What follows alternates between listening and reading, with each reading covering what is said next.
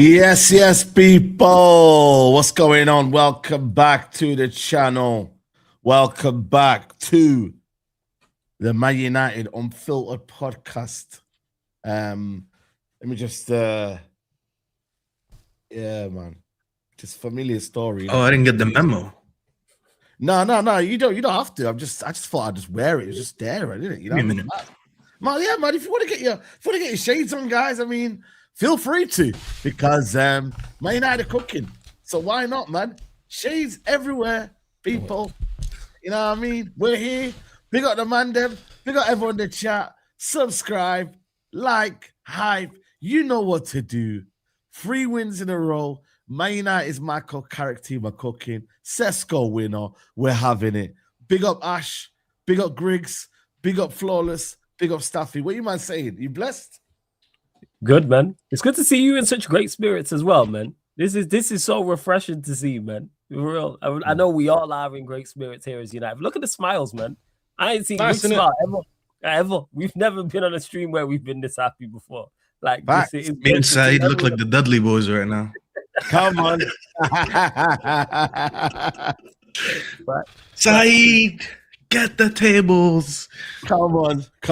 Bro, I got told to enjoy the atmosphere in the car park. So you know what? I'm going to enjoy this right now. If someone can tell me to enjoy the atmosphere when we get beat 1-0 by 10 men Everton, best believe I'm enjoying the atmosphere when we win a last-minute winner through Benjamin Sesko. So you know what? Here I am. Because we've been starved of this. We've been here moaning. But you know what? We're going to do the opposite. We're going to start glazing. Yeah? We're going to start, like, you know what I mean? We're going to be exciting, man. Because you know what? Bring on Tottenham. Bring on whoever, mate. We're having it. Any team that wants it, bring it on. You know what I mean, bro? Big win. Guys, we cannot underplay this win. Fulham are a good team. I was nervous about this game because you know why? This team, yeah, is a well-organized, well-drilled team. I was more confident, yeah, about maybe the other two. This one here, I was like, yo, at home, the atmosphere was up and down. It was good at the start. You know it, Ash. Then it got a bit quiet. The players had to really dig in, man. Big 3 points. I thought we bottled it in the end when Kevin scored an absolute banger. I thought, you know what, fair play. But then, big up to Bruno Fernandes. That was world class right there. That bit of movement, that bit of what he did there was unbelievable. Full credit to Bruno Fernandes. To find Sesko when you got Bassi right next to you, yeah, running at you, and then the Sesko finish. Poof. I said he needed that moment. I said he needs a moment in the Stretford end. And I'm not talking about the first goal or the equalizer. He needs to get the winner. The winner. Can the leader of the Baby Zlatan movement speak on this, please? Bro. The leader of what, sorry? Can you say that again, please, Staffy? The Baby Zlatan. And the leader of the Baby Zlatan movement, please speak on this. It's news to me, innit? There's this movement, that's all. All right, go on. Yeah. But now, honestly, I'm going to go around to the brothers. Everyone hit the like button. Ash, you were there, man. Buzzing. I wasn't even in the car park. You was probably thinking, where's Saeed? He's not in the car park. I got to the car park. There was no Saeed. Saeed don't even acknowledge the car park anymore. Do you know what I mean? He's disowning it. Do you know what I mean? I'm turning up to the car park expecting him to be there. He's not there. I had to message him like, where are you? He's like, listen, he's in the stadium doing a match report now. Do you know what I mean? So it's different, isn't it? You can do it. You can do it now. Yeah. Nah, I was buzzing. You know what? Big win. Yeah, big, massive win. But you know what was more than it? Don't get me wrong, it was a big win. But it feels nice to go into a game feeling confident, feeling that you're going to put in some kind of performance. Like, had this been under Amorim 3 months ago, I'd be going into that Fulham game thinking, oh, you know, this is going to be tough. You know, we could lose this one, we could draw it. You know, I wasn't expecting to win. I was going into this one thinking we'd win 3-0. That was my prediction at the start. I thought 3-0. And we go into that first half, you score that first goal in the first half, and we look fairly confident. I mean, and Burma had a chance to go through. through. There's the penalty, the penalty claim, which I don't see how it's any different from Maguire, but what referees like John Brooks at Old Trafford, he's horrendous with us. Do you know what I mean? Whenever he's on the lineup, it worries me, it scares me. But now, buzzing atmosphere, like you said, it was hype. It was there to begin with, and then it mellowed out a little bit. But I enjoyed it. I thought it was a good game. And you know what? Even though Fulham scored late, the 2-2 equaliser, I still felt like we'd go on and win that game. I felt comfortable. I wasn't worried. And it's such a massive difference. It's a staggering difference from where we were, a month or two ago. I feel confident in this team. I look at this team, you look at the triangles, you look at the positioning with the players. They understand it. They understand the spaces they need to be in at times. Under Amrim, they didn't have a clue. They didn't know where they were going. You could tell they were second guessing themselves and they're looking at teammates. Why are you there when I'm supposed to be here? And whereas in this, very, very, very simple. Listen, there's a lot of detail in the simplicity, but it's something that the players understand, and you can see it on the football field. I loved it. I thought it was a great performance, and it's one of those where Fulham was a team coming into this game that had only lost one game in the last 8. They'd only lost one game, against Liverpool. Exactly. They performed well against Chelsea. They beat. They've been a decent side over this last couple of months. So it was a tough test. We won't have as many tough tests as that for the rest of the season now. I don't even think Spurs will be as tough a test as Fulham was. But it's comforting. It's comforting seeing this side and seeing the way we're playing. We're confident. We feel relaxed. And again, you look at Senna Lamans at the back in goal. I just feel comfortable and confident. The amount of times that I'd spoken to people in and around me saying that if that's Onana, that's going in. You know what I mean? And that's it's just such a difference, and now I'm buzzing with it. But again, it feels now that we can expect positivity, we can expect good results, and I love that. That's what United's about. Those results like that, getting wins in the way that we get wins, the way that United gets wins. That's how it should be. And Michael Carrick on the touchline, he looks calm, he looks composed. He looks like a manager that it suits him. Sometimes when the suit fits, it fits nice, and it's looking like that's the case for Michael Carrick. Yeah, absolutely, man. I think for me, if you look at it, Sesko scores that third goal, it's a different game. You know what I mean? People don't realise that, man. Sesko, first that touch, post, first header, you're thinking, if he scores that, you know what I mean? But I just felt like United gave Fulham the initiative, because I don't think Fulham created any clear-cut opportunities. I'm trying to really think as to what clear-cut opportunities they really had. No, they didn't. You're right. You know what I mean? So we gave them that initiative, because I feel like the front three didn't really press as much as they used to. And I feel like once then Casemiro went off, you're having Ogati then in that midfield, then the spaces started to open up a little bit. But for me though, Flawless, man, big win. Like I said, Fulham are a good team. We won the game. If that wasn't under Amram, maybe we lose that game. Maybe. That's it, maybe. Maybe about it. Yeah, there you go. Yeah, we lose that. Let's say we lose that, because you mentioned there that we didn't press as well. Fulham play out from the back very well. Fulham are very well organized. There's a reason people talk about Marco Silva in which they way to do. Yes, they didn't really cause a threat going forward. That's credit to us from a defensive standpoint. But one thing I was impressed with Fulham, I was like, they keep the ball really, but they're comfortable. Goalkeeper, their back four, their 2 central midfielders, and then you've got Wilson, and then you've got Chukwueze. Like, they're all very, very comfortable on the ball, but they do lack a cutting edge. But Ash mentioned that they've lost 1 in their last 8. There's a reason, even though the table's tight, that they were 7th before the loss today as well. So they were literally 1 place behind us. But yeah, in regards to the game, credit to them, because we did dig in. I wanted us to be on, because people were talking about, Manchester United will be on the ball more against Fulham. Let's see how we do. And that wasn't the case, because there was times we couldn't, for the majority of the large proportions of the game, we couldn't get on the ball, and it was Fulham. But all right, when you're not on the ball, how are you doing? And we did dig in, and there was character well worth the you mentioned the winner as well. That's quality from Bruno. That is top quality from him. The turn and the cross are both absolutely sheer class. And then the touch before he shoots it from Sesko. Because how many strikers would shoot that first time if they're off balance and it's kind of awkward? He takes a touch out of his feet to set himself. And then the finish is also exceptional as well. And all 3 of our goals were very, very good as well. The no-look pass from Casemiro, fantastic finish from Cunha. And when it went in, I was like, rah, I was thinking keep a mistake. Smashed it. That's my first thought, but Leno could get nowhere near it as well. And then the first one as well, good delivery by Bruno and Casemiro. I think we're second now in regards to set pieces. I think from scoring, we score a lot of set piece goals, and large in part to Casemiro. He's probably scored the most. I've not even checked that, but he's even probably scored the most for the joint. But yeah, we dug in, played well. Like I said, defensively very good as well. And yeah, the only downside is conceding the 2 goals. Like Maguire's got to do better. And just before we, and he didn't need to do that. He didn't need to do that. Why did he need to do it? You know what it was? Just before we conceded the penalty, Jimenez had peeled off him just before that, like 2-3 minutes before, and then he made a challenge late. And I think that's in his mind. You just gotta get across, can't get near the penalty, and then we concede a banger from Kevin, and you're like, it's not. Obviously, a draw is not the worst result, but we needed a win, in particular with Liverpool and Chelsea winning yesterday. But we stood up, we showed character. We showed fight. Like there was belief we can go down the other end and actually score. And really and truly, we should have scored more as well. You mentioned the Sesko header. He should bins that as well. But props to Bruno, Sesko. Like I said, Cunha obviously as well. He won the free kick for the first one. I thought Maino was excellent. And we know about him on the ball. But I thought off the ball, from a defensive standpoint, he was good. Casemiro, he's getting his plaudits as well. I thought Dalot was good today as well.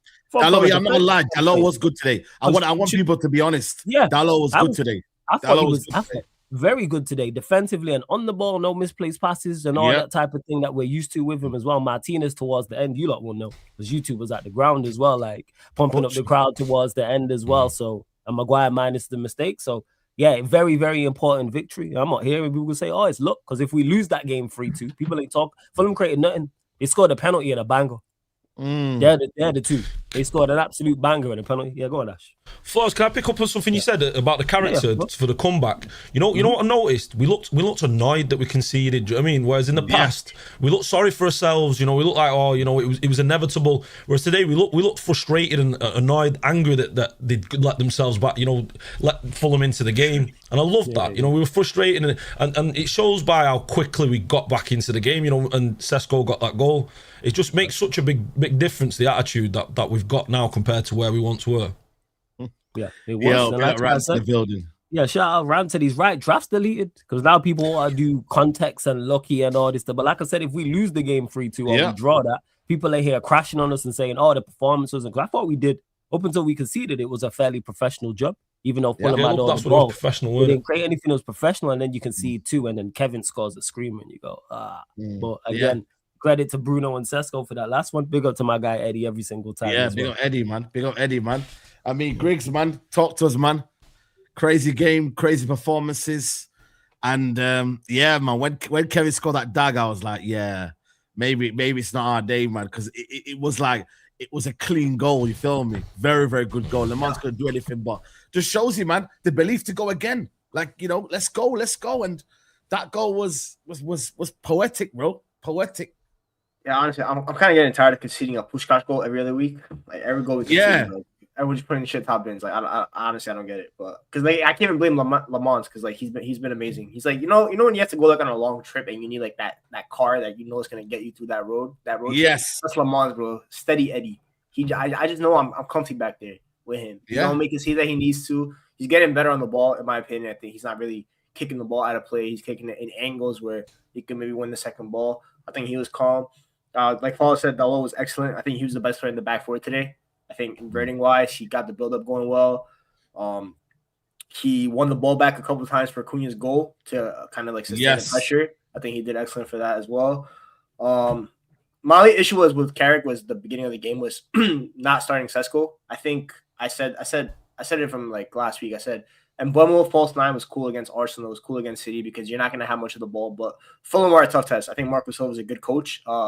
Today was probably one of his. Today was an audition for him too, because I think he's gonna be part of the list come June for the United job. I think he passed it with flying colors. I think he showed a lot of good qualities as a coach.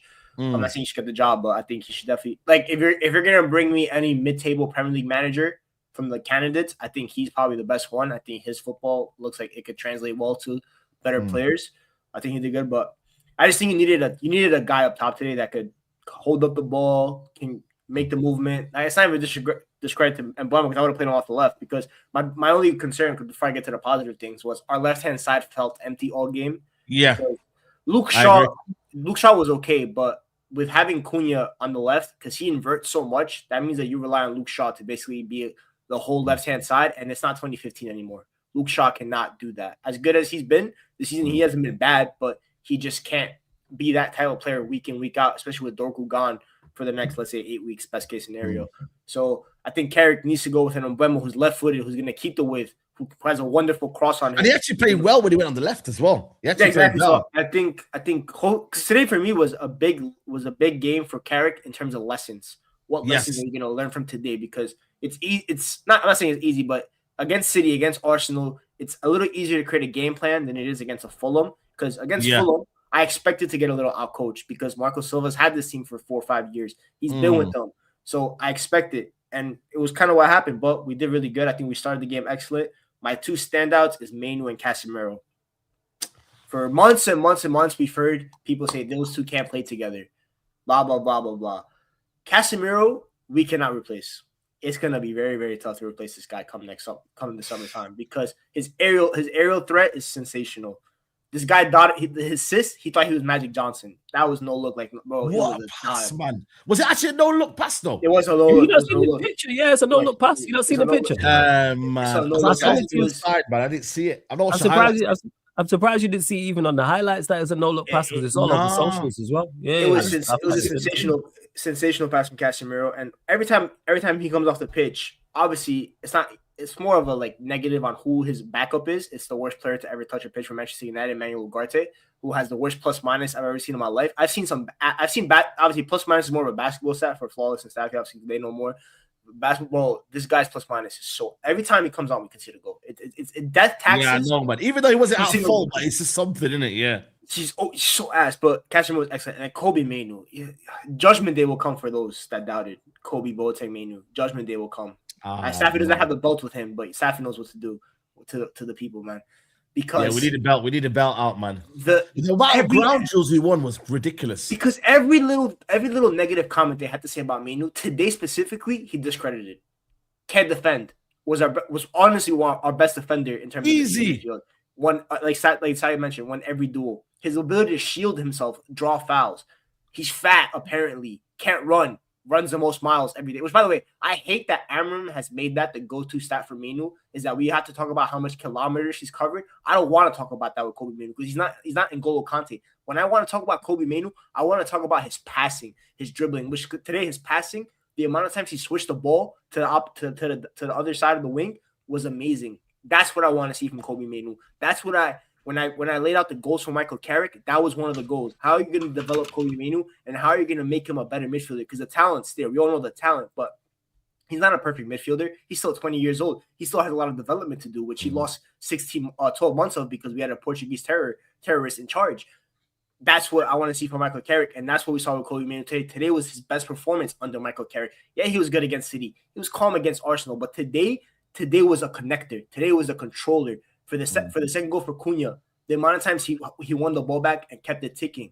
The switch he had to Mbeumo for the second goal, for Mbeumo to lead the counter, slowed it down. That was a good counterattack goal. It wasn't direct counterattack, but we went from back to front. We held the ball. We controlled. We sustained possession. Because today, like I mentioned, today was like a B+ performance. It wasn't like an A-star performance. No. Negatives. But what was the positives I could take away from? I saw United. I think in the second half we actually played better than the first half. I think the first half was a little shaky. The second half, until we conceded the pen, I thought we were good. Carrick made the Sesko sub was positive. Amram would have brought on a center back at that moment in time. He brought on Sesko and it almost paid off. It should have been 3. Who played that ball in, by the way? Ahmad.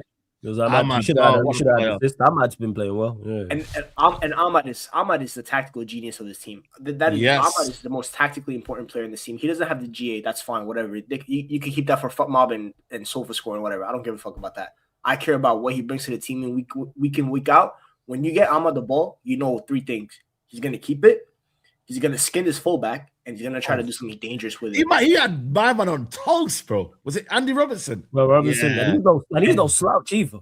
Robinson's top player. And this is why I want Sesko to be playing a week in, week out. Because you know why? Because you saw the moment Sesko came on the pitch, Ahmad didn't cross all game. The moment Sesko came on the pitch, Ahmad's like, I'm going to cross it because I have him a target. It gives him a target, I think. And then Bruno Fernandes wasn't even the best.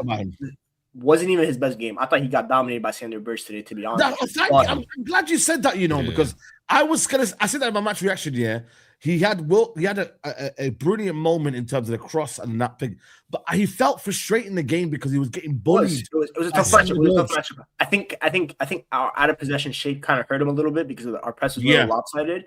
But if Bruno's going to give me a bad performance, the least he could do is give me the moments that I need. Yes, and that's what Bruno does so excellently. And that you mentioned, world class play, not the dummy, and then to ride the challenge, pause, from Calvin Bassey to then play the pass. Yeah. While falling away, like he was leaning away, falling down, and played it on the plate for Sesko.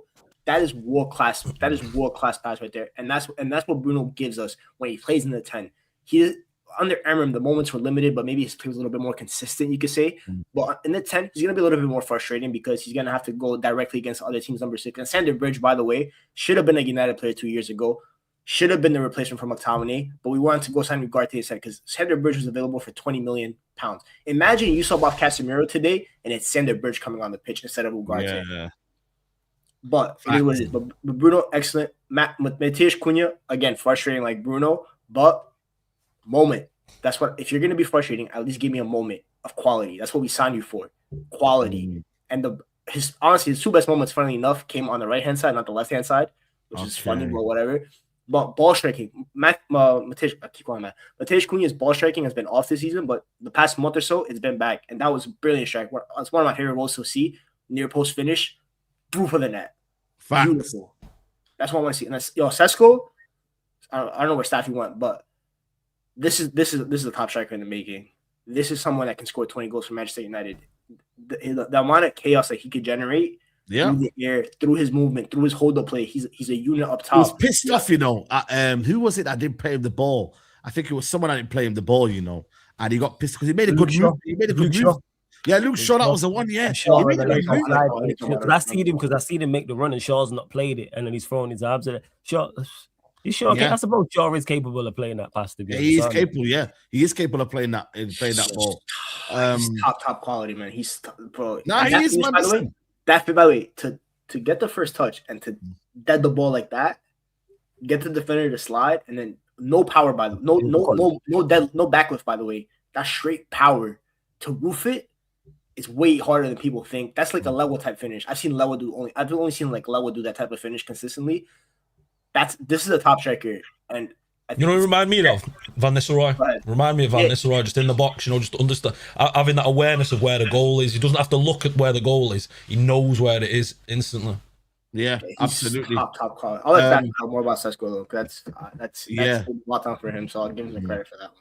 But before I bring in Staffy, big up everyone said the super chat says, Saeed, do you reckon we could beat Spurs at home? Yes, absolutely. Rowan says, are we enjoying the atmosphere? Bro, more than you could believe, bro.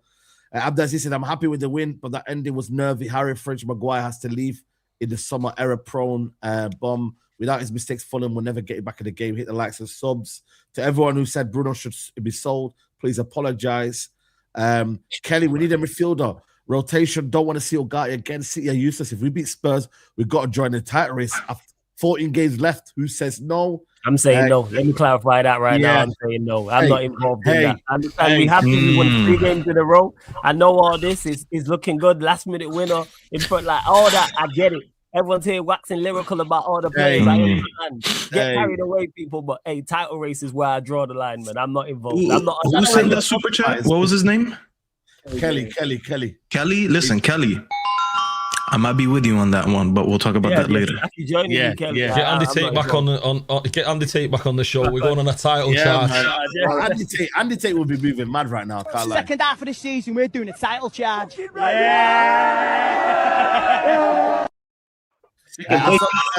As a league, we generally can't let this man win the league. PS, can't believe my life now. 4 weeks, we're told to suffer. Now we ride it. We're surfing on a daily long. May it continue. GGMU. And can't believe they gave me Ugarte over Burge. Yeah, absolutely madness, man. Yeah, man, talk to us, man. Staffy, man. 3-point collectors, man. You know what I mean? Where to Onana, man. Put that in there, man. Put it in the pocket. Seal it. 3 3 points in the pocket again. I mean, what's there to talk about? You guys covered a lot, anyways. Who did we cover? Let's give some props to certain individuals. Who do you want to talk about a little bit more specifically? You want to give Leach your props because we didn't cover. Listen, I had an opportunity to. Let me tell you guys a story. Actually, this is a real story.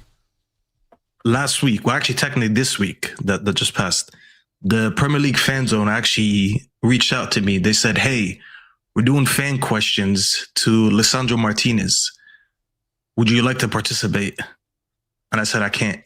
I'll be honest." Wow. I said, for the way I've been talking about this guy, I'd be a hypocrite if I do it. So I was like, I said, you know what? I'll set this one out. I'd let Omar do it instead. So actually, I'm gonna send it to you, Saeed, when it airs. But on a real note, there's a lot of people that we gotta give praise. And actually, instead of talking about Martinez, I'd rather talk about Casemiro. Because I'll be honest, man, I haven't spoken. Let's be fair. I haven't spoken about this guy in an ill way for well over a year now. I think since Amram came in and I noticed how bad Amram was, I was like, you know what? I have no enemies right now. I can't have these first world problems anymore. I used to have first world, bro. Like I just used to worry about like silly shit. I'm like, oh shit, like I have a Lamborghini, but I don't like the color of it. I got the wrong color. That shit used to upset me. And then Amram came in and he cut off the light, cut off the electricity, cut off the water, cut off the heater, cut off the gas, and I was homeless basically. And I was like, whoa, hold on. I can't complain about what I used to complain about anymore. But then I saw the performances. I saw some moments throughout this last 12 months, and I was like, you know what, bro? Those assists against Leon, those headers that he always scores. And I'm like, you know what, bro? Like, respect. But then today, bro, I saw a no-look pass. And I was like, do I owe him an apology? I was like, it's one thing to play well. It's one thing to do the basics well. But I saw some Joga Bonito today, bro. And I was like, you know what, bro? Maybe today is an opportunity. No, you don't need to be screaming. It's okay. You could go be back. Put me back. I want to be in front of everyone. Yeah. I was just ready for that today. I was just ready for the big screen. But go on. Listen, all I'm gonna say is Casemiro, I might owe you an apology. You know what? I might have been wrong. I might have been harsh. I might have been disrespectful. I might have been a little bit overboard with it. I might have just said too much that I shouldn't have said. You know, he's given us what, 3-4 more months.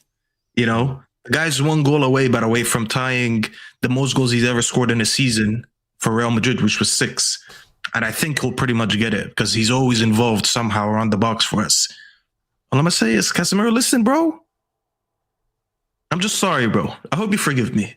I hope one day, after you retire one day and you come to visit the US or whatever, I can run into you in the streets, dap you up, you know, just buy you halal guys or something in the streets of New York and just say, you know what?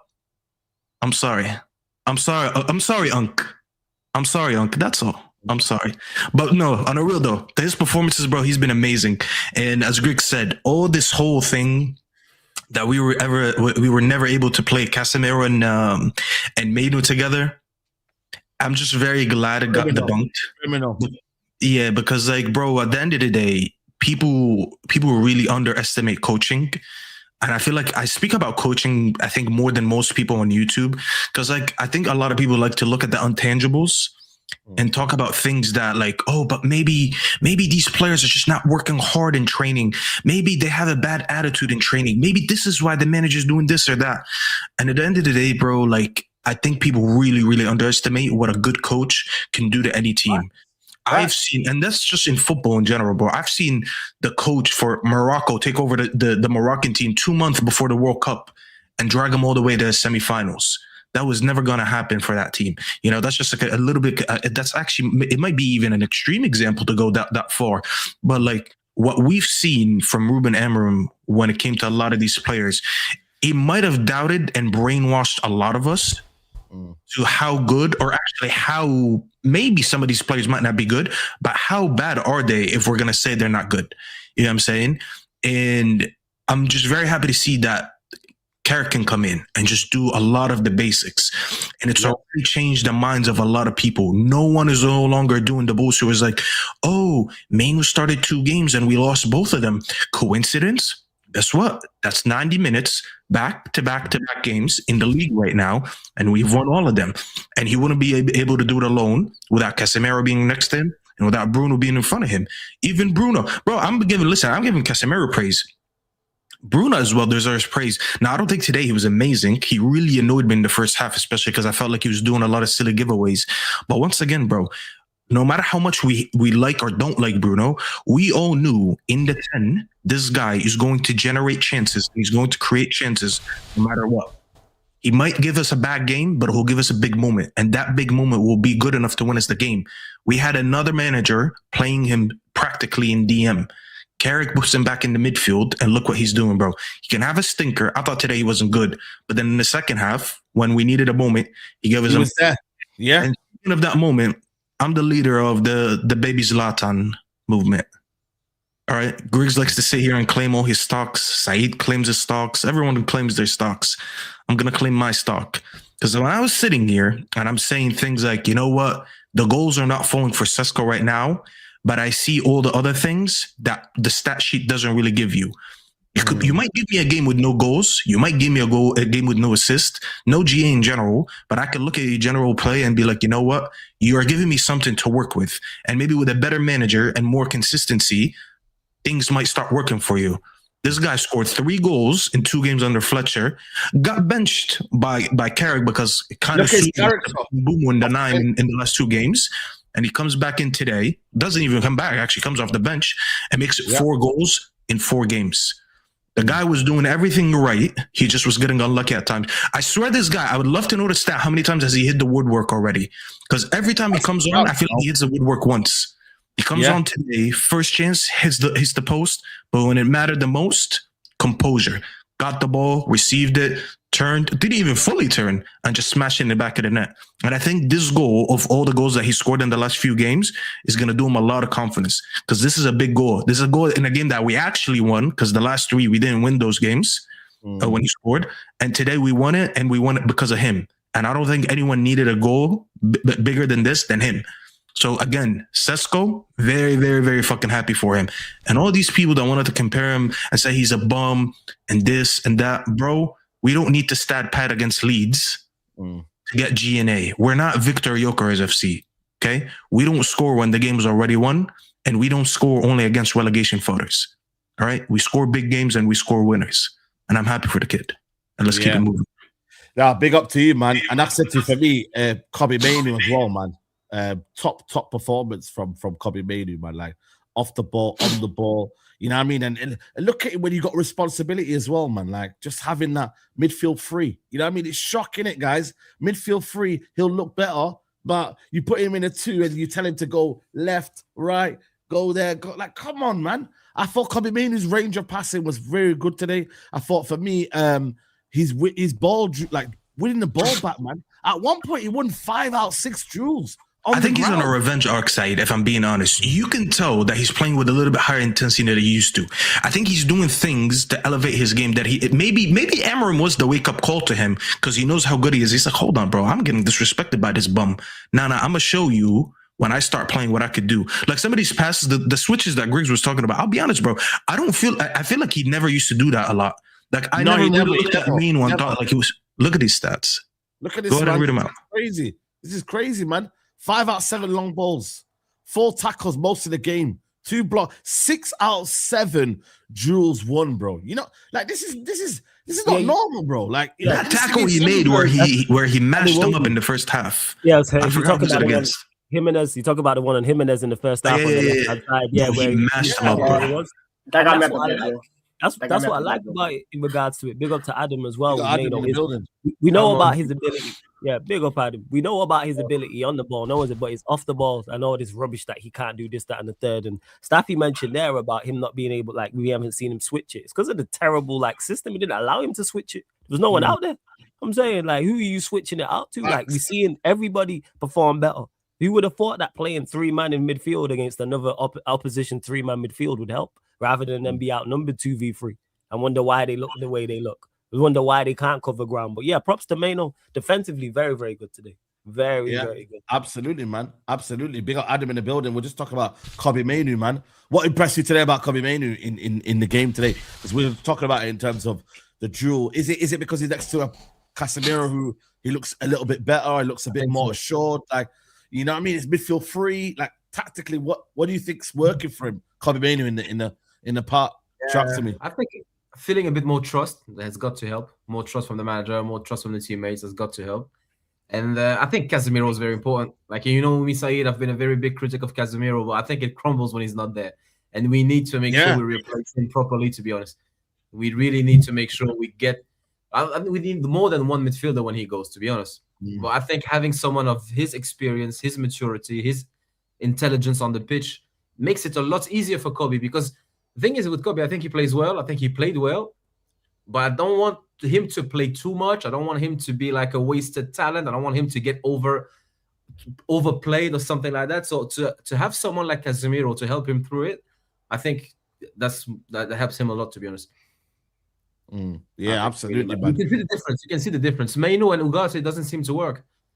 And you could say that Ugarte and Casemiro is better than Ugarte and Mainoo and Casemiro is better than Ugarte and Mainoo. So the constant dominator there is Casemiro. 3 wins in a row, like I said to you, man, for a player that was meant to be, can't play with Bruno, can't play with Casemiro, and he's coming and he's sorted. But it goes to show, like, all of this kind of kerfuffle about, is he good enough, and the agendas that we're putting, it's mad. All of it's out the window now. Nobody's talking about that anymore. It's mad, isn't it? Like how this outside noise, flawless, that we get told, man, back the manager. No, sometimes this is why I don't back the manager, because I'm like, sometimes the manager's wrong. Yeah, because sometimes the manager's wrong. That's why. And if you have a 31% win rate, guess what? You're probably getting more decisions wrong than you're getting right. What am I back? Bro, it's 2026. Can we get over this whole back the manager thing bullshit, please? Yeah, man. It's 2026, bro. Saeed, do you have a favorite restaurant or a favorite food place that you usually pick up food from?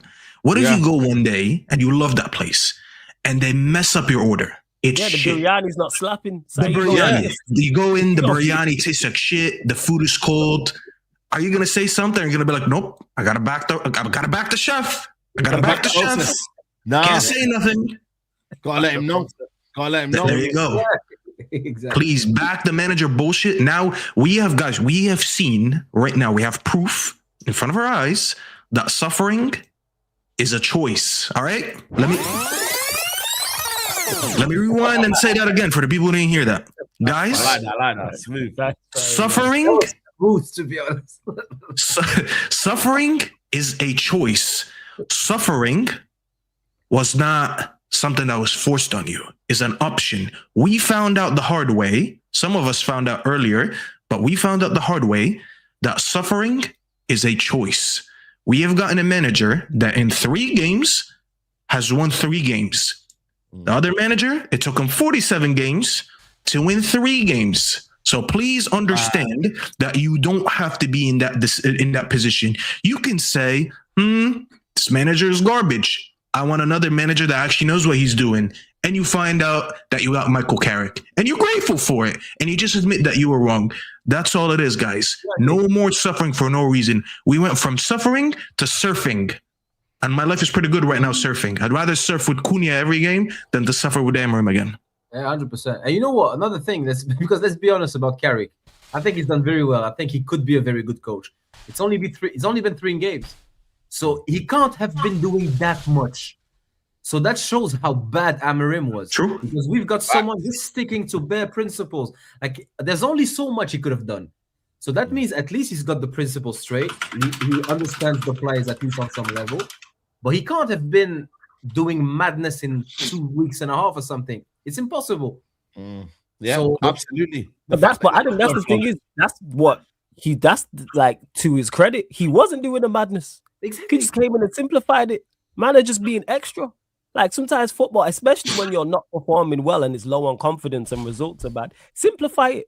Yeah. Don't have our centre-backs overlapping when we're on the ball. Don't have our centre-backs pressing one of their attackers or one of their defenders on the edge of their own box. Play players in position. Play a formation that those people are the players are familiar with, for example. 100%. Hey, you know what? Play Casemiro next to Mano and have them close together in the midfield. Yeah, so you don't get run.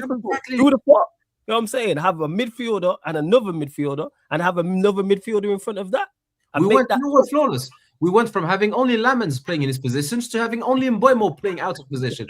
Yeah, real talk, man. That's mad. I didn't even deep like that. I didn't even deep like that.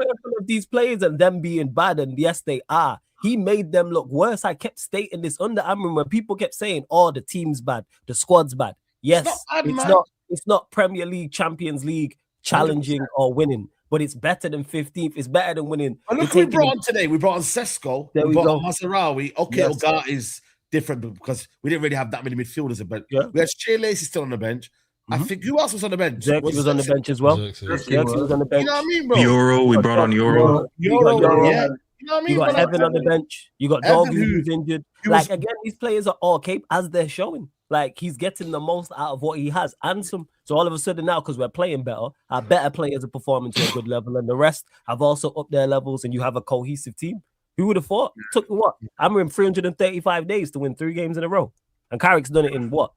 21 days? In 3 games. Did it in base in one try. He could have done it in any shorter time. He literally said, "Give me 3 games, I'll give you 3 wins." And it's 3 of the better sides in the Premier League as well. Fulham was 7th. I think they're 8th now. Like, Fulham are one of the better sides. Only lost 1 in 8. First, second, and 7th. Yeah. Yeah. Like, all right, but we need 500 million to do these things. And you know what the thing is? Today, like, I wasn't too happy with the first half, to be honest. But for the first time in a while, there's no bittersweet about the victory. Like, we won and I'm happy we won. Like, there's no bitter side to it. Amram stays or this or that. Like, I think all of us were very happy just to get the win with no downside per se. Because you know why, Adam, if we would have lost today, the whole thing, and I've been fighting against this all season. So people can even say, "Oh, you're only saying this because you won." I've been saying all season, I don't think there's a mentality issue with these players. Might be in some games they drop off. There's a lack of focus. We switch off a little bit. I'm not saying that's not impossible. Sure, it happens sometimes, but for the majority of the time, I always thought these players, no matter what, they're putting in a shift. They're trying their hardest, and I felt like most times they're being failed by the manager more than them just like letting themselves down.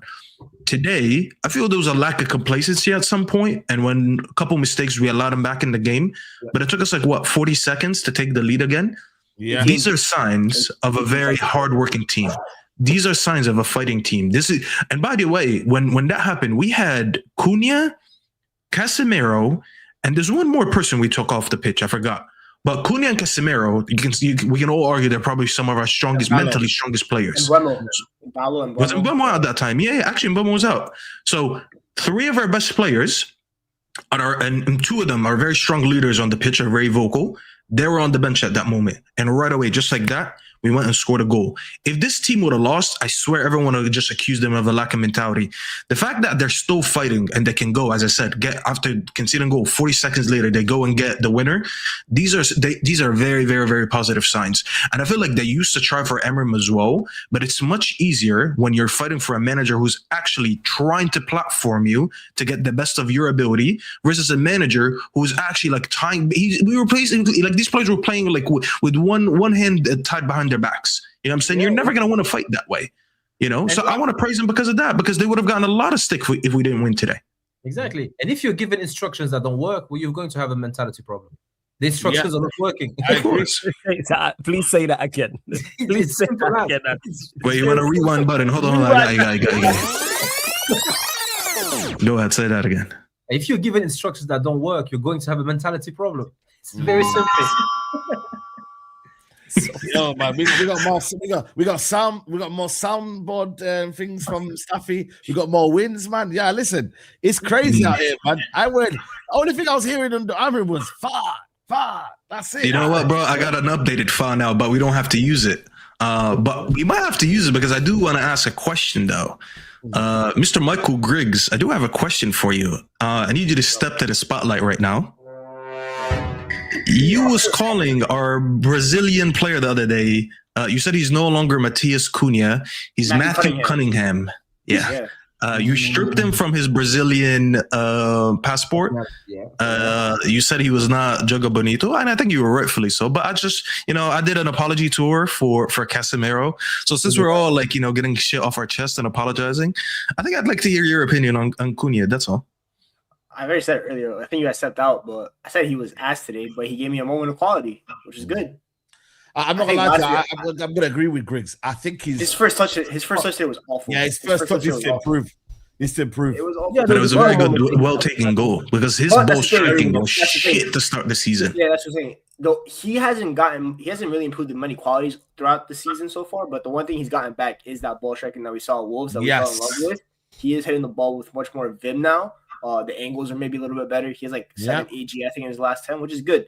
Nah, like for example, I can't give the same apology you gave to Casemiro, because Casemiro, in my opinion, has been our top 2 players this season alongside Bruno. I think so. I can't it's not the same level. But I think Cunha's been better, and we're gonna need this quality with Dorgu out for the next 8 weeks. Cunha's gonna be on that left hand side. It's gonna be him and Mbeumo. But right now, personally, in my opinion, if I was gonna give Cunha a role, it would be that 6-man role in a sense, coming off the bench, being an impact, fresh legs. I like to call him surfers down because his ball carrying is pretty solid. Like he draws a lot of fouls. It's very hard to get him off the ball when it does stick to his leg. So I think that would be something for him to be utilized in as a role if I was Carrick, because I think Mbeumo, I'd play Mbeumo over Cunha in the sense that I think Mbeumo is a little bit more efficient. Yes, it's a litlittle bit better off the left because he's left-footed. He would have to cross more, and I think Mbeumo is one of our better crossers in the team. I've seen it, and then if you have a 6'8" NBA player up top and Benjamin Sesko, I've seen this guy do windmill dunks. He gonna get up there in the air. And if you have Mbeumo, you have Ahmad, who are both decent crossers. You have Bruno, who can do that half space cross. You have Luke Shaw, maybe once every 3 weeks, he can maybe give you a decent cross then and there. Lissandro today had a couple passes over the top that almost connected. Almost. Yeah. Did you guys speak about Sesko? Yeah, we did. I said it, bro. I said it. This guy can be a 20-goal striker for United. That's the level I judge a striker on. I look at you. Can you get me 20 goals eventually in a season in all comps? If you can get me 20 plus goals, I view you as a good striker. And we haven't had that since Martial, Cavani days. Ronaldo got us, but I think Ronaldo ruined a little bit of the team in terms of like the off the ball and stuff like that. But I need him to be a dog, though. Like that's the thing about him. It's just like I feel like Griggs. You know who he reminds me of? He reminds me of Cap. All the talent and just soft. I don't want another Cap. I don't want Carl Anthony Towns. I want Giannis. I want Sesko. I need him to get the buzz cut. When he got a buzz cut today, man. Maybe he's back. Maybe the buzz. You know what? Actually, now that I'm thinking about it, he cut his hair. He scored a goal. You know what? We might have found something. Yeah, haircut. You know what? He's Ivan Drago now, bro. Chill, bro. We'll be all right. Yeah, we don't do no hair flip. Obviously, I'm giving him all the time. Like I've been a big supporter of him before he even came to United. And the thing is, the only thing that I generally mean is like I do want him to be a little bit more aggressive in his play, because I do think his lack of confidence was the reason he wasn't getting a lot of these goals, and that's fine for a young striker. Let's just be honest, guys. We haven't been the best place to develop young players recently. I agree. So a lot of players with less talent than him suffered from the same thing. I just rate him as a talent that I just look at him and I look at just his physical appearance, bro, because of how big he is as a striker. I think he could do a lot more with these center backs. I think he could be a little bit more aggressive. I think he has the attributes on and off the ball to be a lot better. So it's like, I just want him to realize it. I know it's there, but sometimes players need coaching or teammates or just someone to let them know what they're about. And I feel like once he unlocks that, we're going to have a beast up there. You know what the biggest difference between him and Højlund is? The biggest difference between him and Højlund, bar the talent, obviously, he plays to his size. Do you play relative to your size? Sesko plays like the guy that's 6'6", that is gonna hold up the ball, that can win the aerial duels. Højlund try to play like he's 5'10". Brother, you're not 5'10". You're 6'5". You're built like a Norwegian Viking, but you want to play like a Rey Mysterio. That's not how we do it. Yeah, Sesko wants to play like he's a big man. He'll make the By the way, that Arsenal game, I saw it in the highlights because the Premier League wants to like glaze us and show the Cunha goal about 85 times. Why do they want to glaze anyway, man? We're the guys that they love, man, in terms of social. If you look at Cunha's goal, right, when Cunha was driving with the ball, Sesko made a clever run to dart out to the outside that Gabriel had to follow. That opened up the 5 yards of space that Cunha needed just to shoot the ball. Football's a game of margins. Football's always been a game of margins. it's a lot of tactical stuff like that, which we don't really talk about much. But it's the small fine details. That little run from Sesko, and Boyle might not make that run if he's playing the false line. Hoyland wouldn't have made that run. Cunha would have made. It's that little run right there. That's a striker's run. The second goal I think that he scored against Burnley. Bro, the movement. That's the movement. And Safi talked about the dog. When I talk about the dog, is all they said it best, right? When you're a striker, you got to break your nose for the goal. I look at Sesko over the past month since we got rid of the worst coach of all time. He wants to break his nose for the goal. He's willing to die to get in there. I shouldn't have doubted Eastern European, bro. Eastern European strikers are never afraid to get in the box. Yeah, exactly. So, he's on 5 goals now. How many do you reckon he can get to the end of the season now? He's on 5. It depends on the team. You know what, Saeed? I think it depends on I don't think people realize how difficult it is of a position to play striker. Like, look at Mbeumo, for example. I don't think Mbeumo has been that great, but you can see he's working hard. He's running. He's trying to make he's holding the ball, But you can also see that maybe not playing well is harsh, but you can see it's a difficult position to play. Yeah. Like, fundamentally, it's a very difficult position to play. So how many goals he can get, I think it depends on the team. If he gets, he should be aiming for double digits. He's at 5. He should be aiming for double digits. Yeah, I said 12. He get 12 for the season. I think that's Considering we're not in any competitions bar Prem, and he hasn't. By the way, he has 5 goals in the Prem in 1190s. That's really good. That's pretty. He hasn't been starting of late. He's been playing like minutes. Yeah. Let me get these super chats. Fact Staffy, a real one, admits when he might have been wrong. At some point, the panel only to pretty much wanted Cass out. Only Rants backed him. Kelly says, if we beat Spurs, I'm giddy. They've been our kryptonite. Arsenal dropping points against Spurs, Brentford City, Newcastle, Everton. I might be delusional, but I think we got a chance. 1 game week, believe. Big up my guy Byron Harmon. He says, Saeed, remember me? I bought you and the Big Six to the Fox 5 in New York. You can win it all. Look how Villa and Fulham started the season. Just a few more wins, a few losses by the top 3, and you're in the title race. Believe. Right, Byron, big up to you, my brother. I do remember you. Hope you're well. Hope everybody's good. And listen, top 3, I definitely believe, because we'll definitely talk about the top 3. Top 2, top 3, or more than that. Well, we'll speak. LSE Sykes, one more thing is under Carrick, everyone knows their role and players play with freedom. Bruno looking different player. Cass is player of the match. Big up. Kelly says again, we can't let them man win like this. I'd be scared of football. The league plays next season if they do. It's not about the rivalry. Football is saving. City suck. Villa suck. It's up to us now. Big up Anders. He says, I will take a Wilfred Ndidi on loan for the rest of the season. It's not exciting, but better than Bomogati, who's £5, not 50 million. Sell him. Ineos worth signing. Side 1 injury to Casemiro and Kobe. We are effed. I would even take a Ndidi on loan. You similar to this. Before we talk about that, because I do want to speak about it. Well, Ash, you're next to Michael Carrick here. Like, what do you see different, like on the touchline and that, and like tactically, the staff? You know, you're looking at the guys that have been brought in. Do you see anything different? Does he look calm? You know, when you know.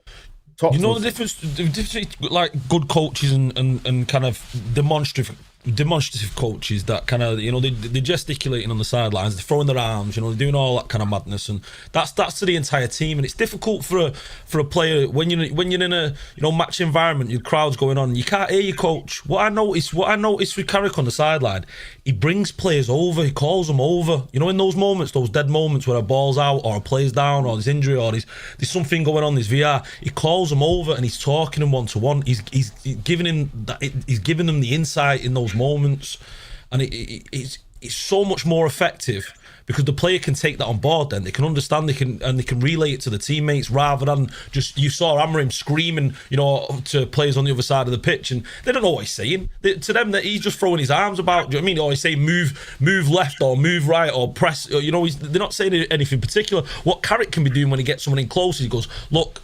Sander Berg, whenever he gets on the ball, he's stepping in front of you. You know, whenever the ball's coming to you, he's stepping in before that pass is made. So what you need to do is you need to get him on your back shoulder. Do you know what I mean? And then take that step forward first before you receive it. Little details like that are so much more effective. It's something I do as a coach. It's something that, you know, when you read and you listen to the very best coaches. It's all about those little minute details that are given in little drops, little drops of medicine that players can take on board rather than a big dose where it confuses them. They don't understand what's going on. I'm just glad we're not seeing the set piece coach stand up for every set piece now. I've got to be honest. Fact. You know, that guy was frustrating me every single time. He'd be screaming. No one could hear him. No one could see him. Do you know what I mean? I can't hear him. I'm closer to him than the players are. At least he was good at his job. At least he was good at his job, though. We were good on set pieces. Yeah, at least you say he's good at his job. Has anything changed with the set pieces? I think the more the personnel. Because the set pieces are still set piecing. Compared to the rest of that coaching staff, though, he was the best with a lot, bro. The rest of them were absolutely useless. Yeah, I think he was claiming it when the Casemiro was just holding down set pieces. Do you know what I mean? Because you look at him, you know, you look what Casemiro's doing. And speaking on Casemiro, I always backed him. I always thought that the talent was there. It was just, you know, he was dying in that system.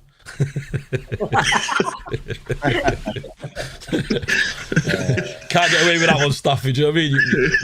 We've done the eulogy on that one, but yeah, it's Cassie's one of those where, you know, the talent was clearly there. He was drowning in that system. Do you know what I mean? You know, you put someone like Kobbie Mainoo. Not just that. You know what happens to an older statesman of a player once they leave in that side of the game?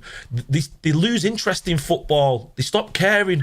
And one of the best coaching tactics I ever saw in my life was Sir Alex Ferguson, very, very early on in his career. And what you can do with an older statesman, you can give him renewed vigour by saying, look, you've got a young lad there that you can teach, you can guide, you show him the ropes, you show him the way. That gives them new motivation. And Casemiro's got Kobbie next to him, and he's going, look, I've got to perform for him now because I'm going to be responsible for his career going forward. He's going to be giving me my feathers once he's doing so well in his career. So if I'm performing, you saw that back in the days with the likes of McClare and, you know, Ince and the rest of them. Do you know what I mean? With the class of '92, you need those younger players to keep those older players motivated. And Casemiro didn't have that under Amorim. There was no players around him there where he could guide and he could kind of show up for, and he's doing that for Kobbie. And you see that partnership now with those two in the midfield. I love it. I'm excited by it, and that's just, it's coaching. It's simple coaching. It's understanding the fine details of the sport, and it's the,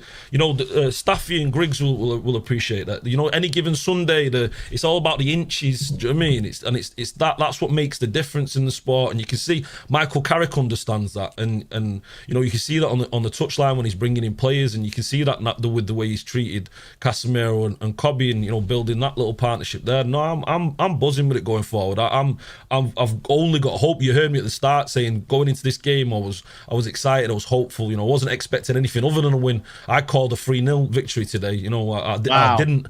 Yeah, I didn't expect us to.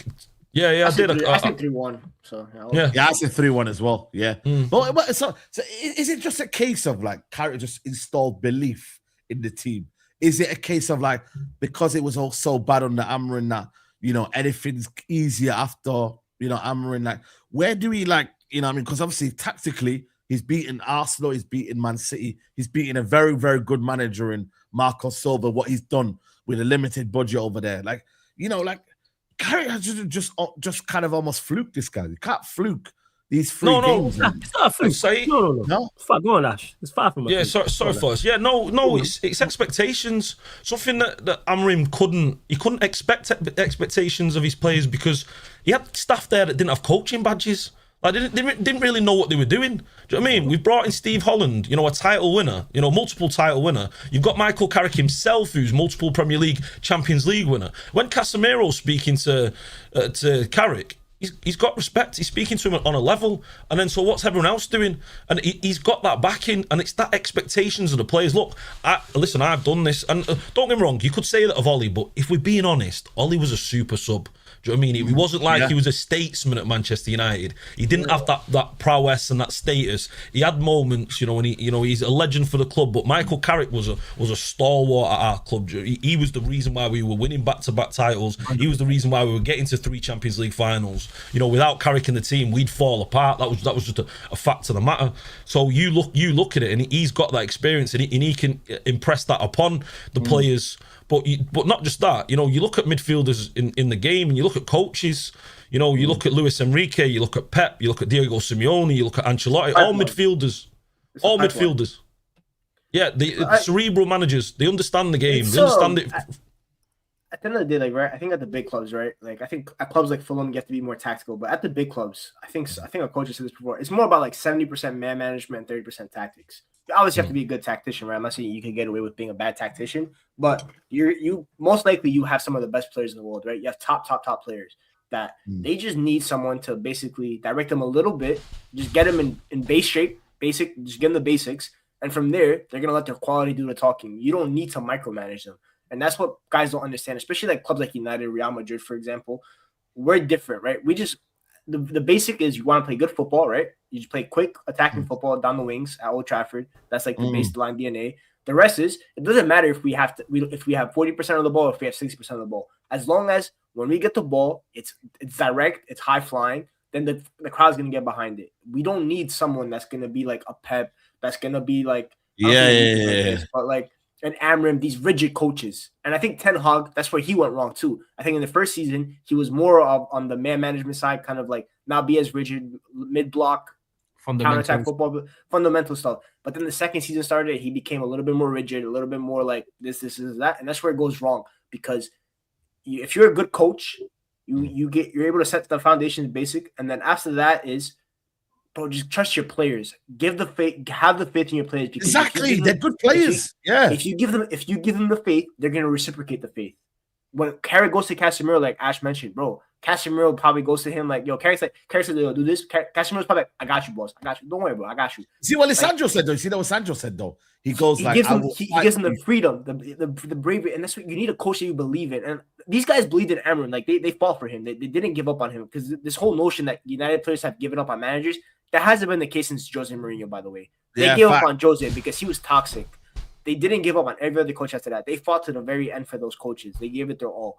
Because these players understand, like, they're not in a place like United anymore where they could give up and they'll get the love. No. It's been 12 years now since we won a league. Like, these guys know that the winning is, like, not winning is getting to the fans, getting to the players, getting to the board. Like, it's been that long.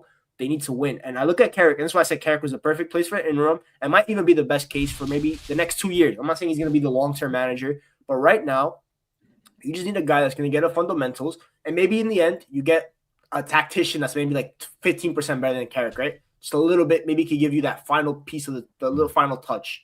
But it's guys like Carlo, and there's a reason why guys like Carlo freak. And this is why Madrid are going to struggle for years, because they've only had two managers in the past 15 years that can coach him, Zidane and Ancelotti, two of the best man managers. And at United, Ole, to his credit, I think Ole was the only one to finish back-to-back top fours, because he was a good man management. He was able to like go to his guys, able to tell Rashford, bro, just do this, Bruno, do this. Pogba, he gave Pogba the most freedom out of any coach. He let him do his thing. He understood that from a player level. And that's why sometimes it's good to have an ex-player as a coach, because they can relate to you, especially someone that played at United, like Ash mentioned, Michael Carrick. Bro, I think I said this last week. When those guys walk into the building, they look at all those trophies. Michael Carrick goes and points at that UCL. He's like, I played in that Champions League final. I scored a penalty. I scored a penalty in that Champions League penalty shootout. Yeah. Look at that Premier League. I scored the winner in the penultimate game to win that Premier League. It's stuff like that. He could be like, and he could go to them. He go to Kobe Mainu. You saw what I became at this club. You're better than me than I was at that age. I can help you become that guy. Casemiro, Farewell Tour. I can help you lead this club. Bruno, same thing for you. Ahmad, I can help you take that next level up, because we have a lot of young guys. That's why the goal for Carrick for me is develop these young guys. Develop the guys for the rest of the season that are going to be here next year, like Ahmad, that are the future of this football club, because Kobe Mainu, thankfully, outlived terrorism. And now he's going to be a part of this future of this football club. He will be here. Mainu looks at Carrick, or actually all of them, him, Casemiro, all of them. They look at Carrick. They're like, oh, multiple-time Premier League winner, Champions League winner, scored a penalty in the final. Look at Amram. Yeah. He played for Braga, though. Do you know what I mean? Played for Braga, then got kicked out of the team by the other manager. Oh, it's crazy, man. Ain't nobody taking him seriously, bro. I'll be honest, bro. Keep this. You know, Saeed, what were you cooking when we were talking about the Abrogado brothers? You were ahead of the curve, bro. We just didn't know about it. We need the Abrogado culture to leave, bro. You know, we can keep the Abrogado boys, just can't be the Abrogado manager, bro. Yo, I'm telling you, man, it's madness. But like I said, I think for me, you know, what with Carrick is what he's done in the shops. And listen, man, people keep saying to me, "Oh, man, do you want him as full time, man?" The fact that he can have a conversation to be full-time in the season must mean that he can get us into the top 4. And if he gets a job, he gets a job. Do I want him to get a job? I'm not sure right now. I'm not gonna lie to you. I'm a bit hesitant in terms of, making that mistake. I don't think it's the same as Ollie, though. I don't think it's like what we did with Ollie in terms of Ollie was never a tactician.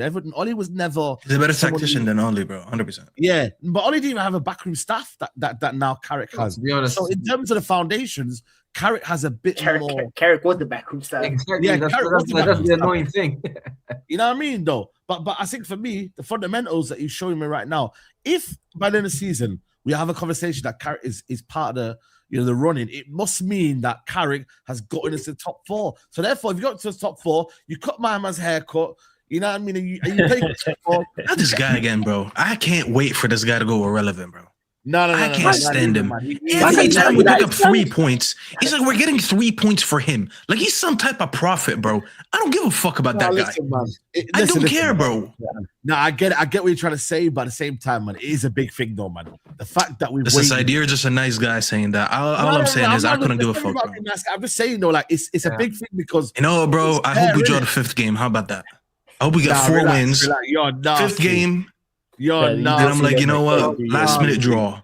Bro, but listen, if Man United win 5 games in a row, we could be a couple of points behind Man City. Because Man City, if Liverpool beat you, Man City, 6 points. 6 points. No, it's free. It's free if we beat Tottenham. Oh, next week. They have, by the way, they have Liverpool next week, and then we got Spurs. All right, Saeed. So if we're 3 points off Manchester City, how close are we gonna be to Arsenal? Yeah, but Arsenal it depends on what happens with them. I'm just asking. The question. He's saying they gotta get up the I'm just asking, man. Bro, listen. For me, if you can get me a second, or whatever, that's madness, bro. 2nd or 3rd from where we were, you know what I mean? Like, finishing second would get me tight though. You know why? Because then I'm gonna have the what if in my head. I'm like, what if Amram didn't exist this season? And what if we had a regular coach from game 1 match? Regular, not even that, just November. If we would have sacked him in November, do you know what I mean? You know Then that's Everton. After Grimsby, after we suffered after we lost to a place I never heard of in my life, bro. You only see Grimsby. You don't even have to go as far as that. Just look at the Wolves, Leeds, and Burnley games. Just those 3. Before that. And you know what? Everton, Nottingham Forest, Spurs. Talking about manager. Saeed, you add those 6 points that we dropped just from those 3 games that just ended a couple weeks ago. We're 2nd right now. Yeah, that's what I'm saying. You don't even have to go as far as that. I'm actually making it easier. We had a manager that finished 15th and he lost a Europa League final against Spurs. And then he took the mic in front of Old Trafford talking about storms and clouds. Adam. The Champions League just ended on Tuesday or Wednesday, whatever it was. I think it was on Wednesday. And I'm looking and I'm seeing Spurs are 4th, but there was still United fans. By the way, Spurs are 4th there, but they're like 14th in the league. And people think United won't have able to do anything in that Champions League. This level of Champions League, by the way, I'm not talking about Champions League in general at its best quality. Spurs are sitting 4th. That could have been us, bro. This Champions League is an all-you-can-eat buffet for the Premier League clubs, and I don't have my portion. I'm at the table. I should be at the table with my plate full. Bro, 4 of the 5 teams finished in the top 8. And I'm sitting here saying I need to suffer. Oh my god, bro! Bring me Faz, bro. Wallah Lazim, bring me Faz. This guy was still running the suffer gimmick. Faz is dancing in that in the kitchen, bro. That's hype, bro. Yeah, Faz hype, man. Let me just get these super chats in. Big up the man, them. How are you going to replace Casemiro? You can't teach his class, insight, experience, and overall abilities. I would have given 1 more year because his profile might not exist. Listen, Elliot Anderson is the guy, man. For me, Anderson is him. Elliot Anderson's the one. I'm not too sure to replace Casemiro. He's even more forward going than Casemiro. Because you really. He's an all-action midfielder, really, if you're being honest. Because you know what? If I look at Elliot Anderson, and to be fair, he looks good, but he has every single characteristic of a British midfield flop. And that's not looking good. Like, he reminds me of any Ross Barkley, Wilshere, this, that, and then he goes in and then he flops. I'll be honest, Adam, first of all, bring Brexit back. That's my motto. Bring me the best players in England. That's number 1. Who wants to hear my transfer criteria for the next? Just a second. You know what? I don't know, Grace. I don't know if I'm listening. Staffy, I agree with you in the sense that I want a British core at United. This is what I grew up with. And I think that's very, very I important. just want us to go back to having the best English players and then add the best international players to it. English players. I need like Scholes, Carrick, Rio. I need them to be that type of level. Adam, would you English midfielders, or you got Declan Rice there? Would you a couple more? I mean, in the Gerrard, Lampard, Scholes, Carrick, those. Would you? Anderson's going to be in that list. It's going to be Rice, Anderson, Wharton. I'm picking Wharton. He's my first pick is Wharton, to be honest. It's crazy. We need both of them. I'm okay with you. We need. It's not one or the other. We need both. Because if you're talking Casemiro's leaving, let's say Agate does leave, let's say Bruno leaves, or let's say even Bruno stays, we're talking from a central midfield standpoint. It's literally going to be just Maino left. There's no one else senior. Just to make sure, I'm not saying Elliot Anderson is not good. I'm just a bit afraid. And I think the profile of Elliot Anderson is easier to find than the profile of someone like Adam Wharton. I think he looks special with the player. I like Adam Wharton. I just think like with Elliot Anderson, I think United are going to go the route of like they're probably going to sign the number 6 and the Murray, but I think what Elliot Anderson is because you can basically have him and Manu alternate who sits a little bit deeper because Elliot Anderson can play a little bit deeper because he's got the passing range and stuff like that. Manu can go a little higher. And honestly, I think the more I watch Manu I like him to be a little bit deeper on the pitch because he connects everything. He makes everything tick. I agree. He's comfy defending and stuff like that. So I don't mind Adam Wharton. I think with Elliot Anderson, because Casemiro, people talk about what we lose defensively. What do we lose offensively? Because this guy's giving. I know he's scoring goals. How many goals? Bro, Adam Wharton has not scored a single goal for Crystal Palace yet. Yeah, bro, but I don't mind that because you know what, Carrick didn't. Obviously, he's a good passer, but like I just think I think Adam Wharton. I think he'd be good. But if you give me one or the other, I'm gonna do a little Elliot Anderson because I think the way that the Premier League is going, the way the way the football is getting played, I think it's better to have the whole action guy more than the Adam Wharton, like the Enzo Fernandez, the type. I think they're good players. I think they're great profiles. But they fit the Premier League more maybe like 5 years ago when the Pep ball was the most dominant phase of the league. Because my criteria is Brexit and African. Just mix the both. That's it. That's all you need, bro. That's all you need, bro. Yeah. Get PMP and get Brexit. That's all you mix the fish and chips with a jollof. You know what? Goalie gun. No jollof at United. No Nigerians. We have too much beef. I remember what you guys said about Menu. No. Plus, you're Nigerian. Nah, I'm not Nigerian. Jamaica. Okay, because I saw your face, I was like, shit, did I just offend them? No. I just had beef with them over AFCON, bro. That's all. And Nigerians, we need a break from each other. Don't be Nigerian. I got hurt, man. Blame Salah, man. Nah, dog is Nigerian. Blame your bum Salah, man. Blame your bum Salah, man. Hey, make an AFCON, then we'll talk. So shut up. You know what I mean, bro? I can't speak about the AFCON, man. My head is still hot. Yeah. He's gonna send me voice notes and that, bro. Yo, listen. Let me not talk about the AFCON, bro. Yo, the Moroccans came at me, bro. It's crazy. Bro, my head was spinning. Okay. If we got Baleba and Wharton, for a combined, I think Wharton's going to cost you around about. No, sorry, not Anderson and Baleba. For me, would cost you around about 120, 140 million. Maybe that's a steal. Even though I'm with Adam in regards to my reservations over Anderson and Baleba because of his form. If you get them both for 140, I like it. I hear what Griggs is saying about the Brexit with the Africans. I'm with that as well. Also, Prem. Go and get the best players from within the Prem. I think we're seeing the dividends of that, in particular with Mbeumo and Cunha. Bro, what's his name? Flawless from AFCON. Lamine Kamara, bro. Oh my days. I keep hearing about him. Monaco, right? It's Monaco. Lamine Kamara, I forgot where he plays. I know he's League 1. I just forgot where in League 1. I think it's Monaco. Let me check. Yeah. I keep hearing his name consistently pops up. Pick Wharton and someone else. Because you know what, the player like Wharton is so. I think it's quite rare to have someone like that from England. This is not the type of player we produce in England generally. You mean because I worry about our physicality in the midfield, Adam, which is why Griggs was talking about the all-action midfielder. If you look at every team, every top team right now, they have an all-action midfielder who's very comfortable on the ball and very comfortable physically. He'd be our version of like Grace or what's his name at Chelsea? What's his name? Caicedo. We need that type of player who's gonna come because like we kind of have Casemiro who does that. But like obviously we know he's on the back end of his career. He's not gonna get any younger, and he's leaving anyways. Yeah. You kind of need to look for something like that because like I feel like we have enough players in this midfield that I can kind of trust right now with the passing and all that. I worry more about Menu because that's been my focus over the last 2 years. How do we build around Menu? Remember, Saeed, when we started the young debates about 3 years ago? This is why I said I don't want the young because we got Mainu at home. I've always been looking for the partner. That's why I wanted at that time Amadou Onana. I was always looking for someone who's like more on the physical side, comfortable on the ball, but also could be physical. This is my problem. I don't think we are good enough on the ball in the middle of the park to go for the action. The physical. But we're also less physical, Adam. Like you lose Casemiro, what do you lose more, physicality or on the ball? You can argue that you lost on the ball, physicality more. We lose both at the moment because the thing with but what do you lose more? That's the point. We lose intelligence more than physicality or on the ball when we lose Casemiro because the way he covers ground hasn't got to do much with physicality. It's got more to do with his reading of the game. I think that's his biggest asset. So I don't think it's on the ball or physical you lose with Casemiro.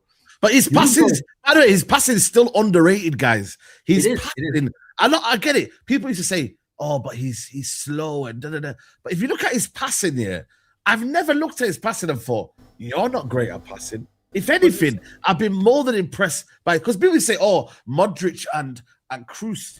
Yeah, but he's next to Kroos and he gets a bad reputation. But Saeed, Kroos. Like you're never going to be. This is the thing about his passing. That's why, like a couple years ago, when I said I wanted him gone, is because we played him so deep in the midfield. His passing, he's a weird player. Just look at his game. His passing in the second half of the pitch, the opponent's half of the pitch, is much better than in front of his goal. It's like in front of his goal, I feel like he shits the bed when he's getting pressed. He's actually very bad at like short range type of passing. But when you asked him to do a switch, when you asked him to lob the ball, when you asked him to play a line breaking pass, he always does that. Yeah, because you know what? It takes him a split second to sort his feet. What are you guys laughing at? You apologized to him before. Yeah, I'm laughing at Griggs' response. I don't think he's that bad at it. It's not his game, but he's smart. He's good enough, like his weight of passing, like, and that's where it is with Casemiro. But in regards to it, our midfield lacks all of that. I think we lack ball retention 110%. We do lack the technical side, but also the physicality. I keep saying this. Agate, let's just write him off. Casemiro's leaving. Our pivot is Maino by himself. He's our singular pivot option. So we need everything. So as much as I get what you're saying in regards to Staffy about the physical side of the game, yes, that's why Anderson would fit profile-wise. That's also why Belieber would fit. But what we was missing today was on the ball. Like, we need to be able to keep the ball better. That was the disappointment in the game today against Fulham, is we couldn't keep the ball. I think they were running behind us a little bit, though. I think Fulham were behind the midfield. But we were defensively solid, though. But I think is if you're defensively solid, that's going to happen in games. That's not really an issue.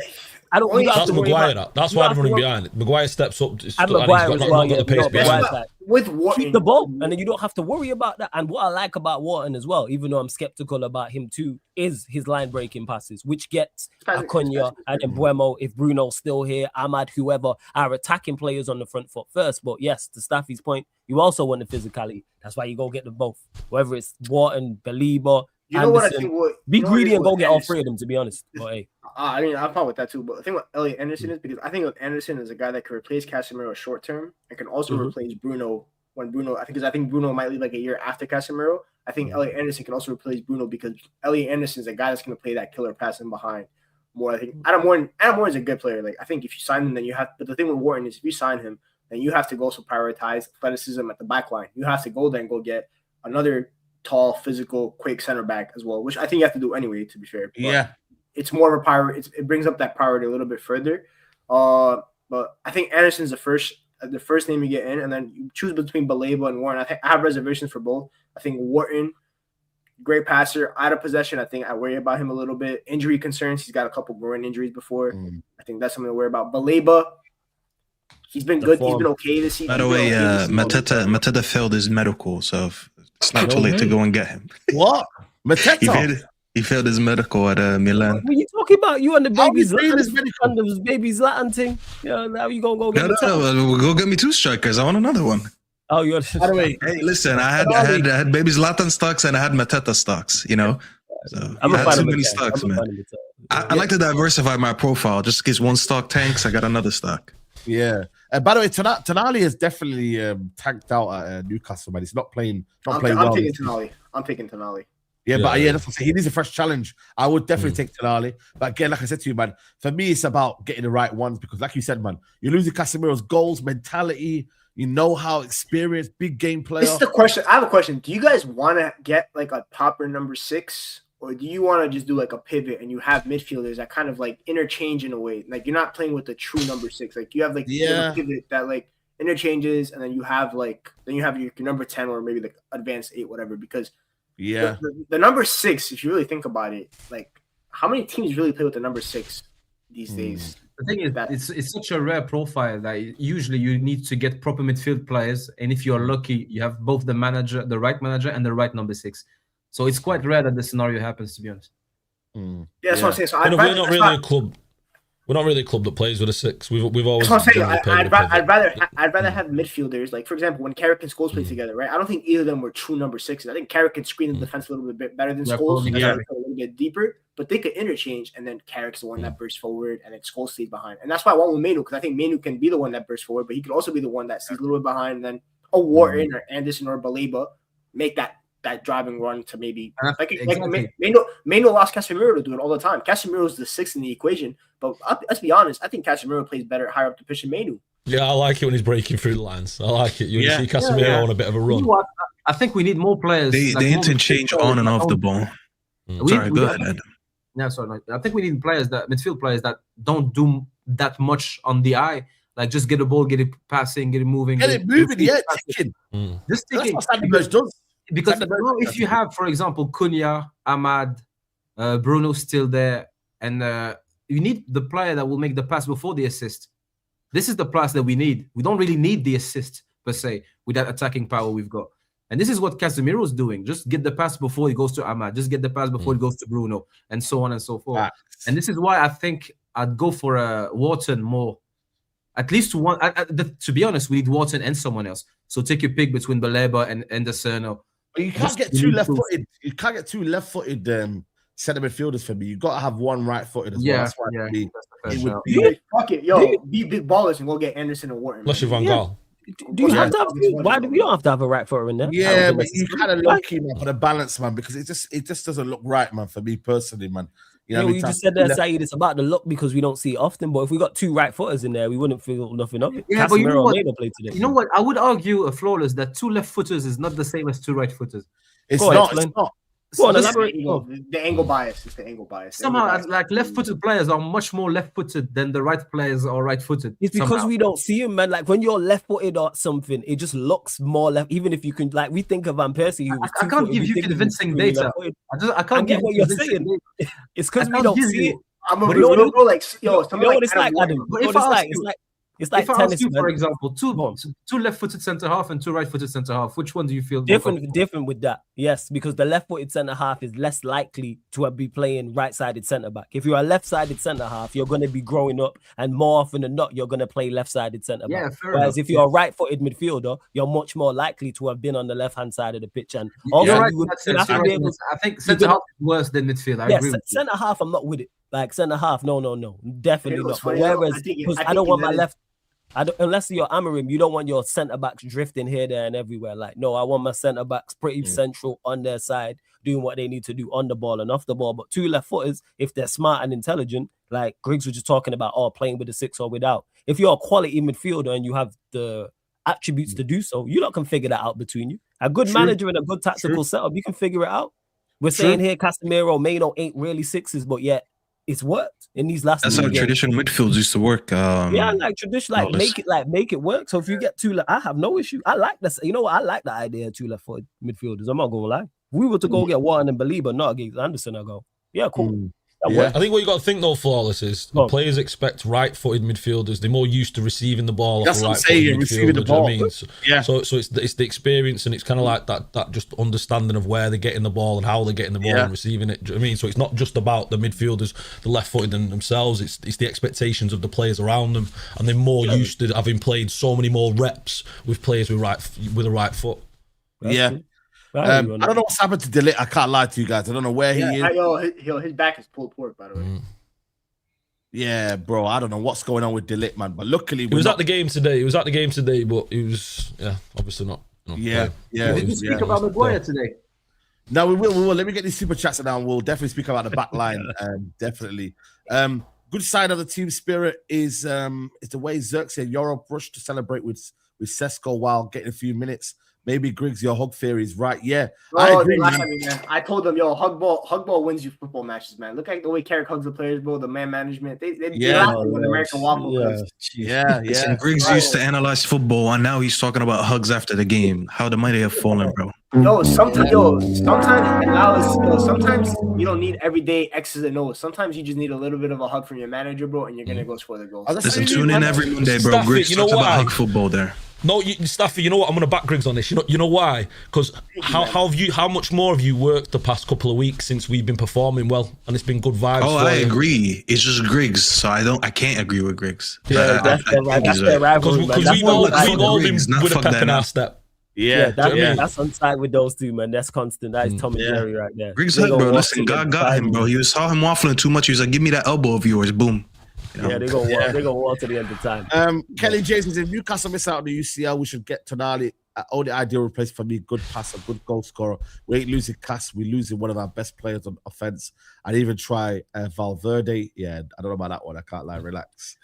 Troy says Manu in the 10, Wharton and Anderson the pivot. We need a maverick centre midfielder trying to wait for young midfield to get the confidence. We at least need one of those confidence in their ability. Give me Tonali better than all of them. Adam, you want to talk about the Maguire. I thought, for me, the defensive partnership looked good until that penalty. I can't lie. We didn't really get, Jimenez didn't really cause problems getting in behind them. Shaky, to be honest. I thought it was shaky, Maguire. I thought Lisandro was good in the second half. I didn't have an opinion in the first half, to be honest. But I thought Maguire felt a bit shaky to me. There's a cross that he will just completely misjudge, and it will go over him.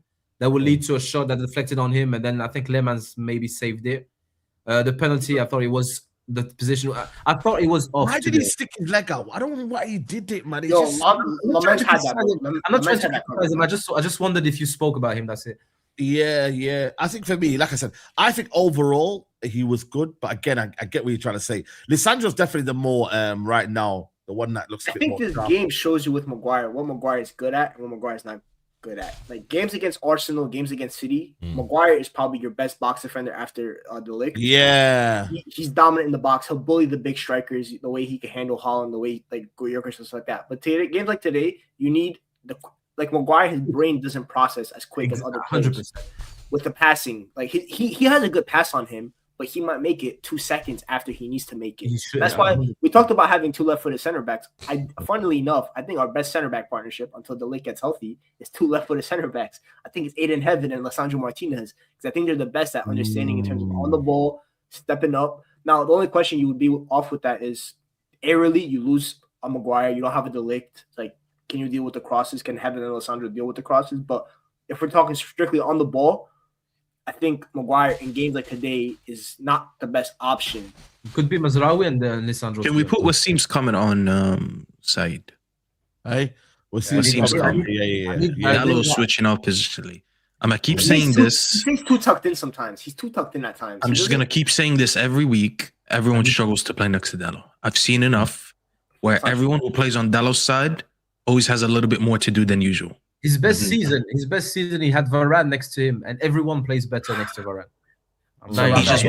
He's always out of position. I've seen enough footage of him out of position. I don't think it was him today, though. I don't think it was Dalot. No, today I wouldn't give him that. Yeah, I wouldn't give him that.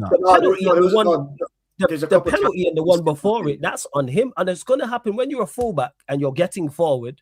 And if you lose the ball, whether it's centrally or left-hand side, there's going to be times when you're getting back and you're going to be out of position. That's why your centre-back is there supposed to do. But his recovery back to his position flawless is what I always complain about. His urgency and his positional awareness when he's tracking back. I've seen so many times when we played with Amorim, when we played under Ten Hag, and when we play right now. His lack of urgency sometimes to get back into position and understanding where he needs to be, I think it makes the center backs end up looking like they made something wrong.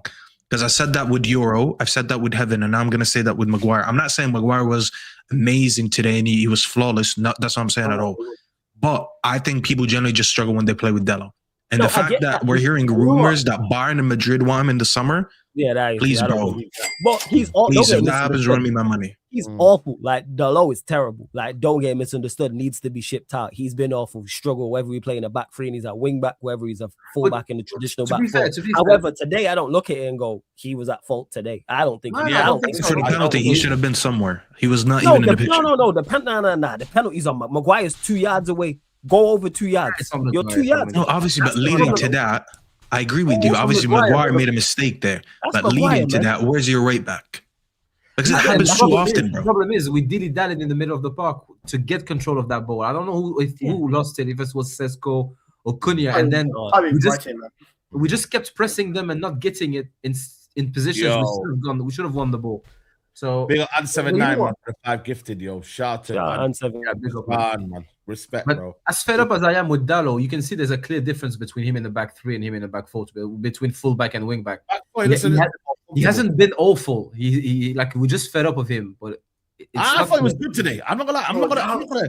You It know wasn't me, one of I his want- worst games. That's not what I'm saying. Like, I'm not saying, oh my God, he was shocking today. No, he wasn't. I'm He just wasn't. saying, like, Nah, I've what's- seen too many people struggle next time. What's frustrating about Dalot is he has all the ability in the world, but sometimes his brain just doesn't comprehend it. Yeah. I can literally make you a comp of how many times he's out of position and he has a lack of awareness to come back. Yeah. He's dreadful. He's awful. Yes, I just watched it back there. Maguire got, even though it's a quick turnover, he got to shift over quicker, but he can't. He's Also, can't. the goalkeeper had it, bro. Lamont had it covered, bro. He wasn't scoring. He's not more. And even like I said just before that, I said it before, he had to make the last ditch challenge because Jimenez had peeled off him in similar fashion. Go over 2 yards. Go over. But again, the positional sense we know with Maguire is not the best when he's defending more space, and also you don't have the recovery pace as well. Like I say, he's awful.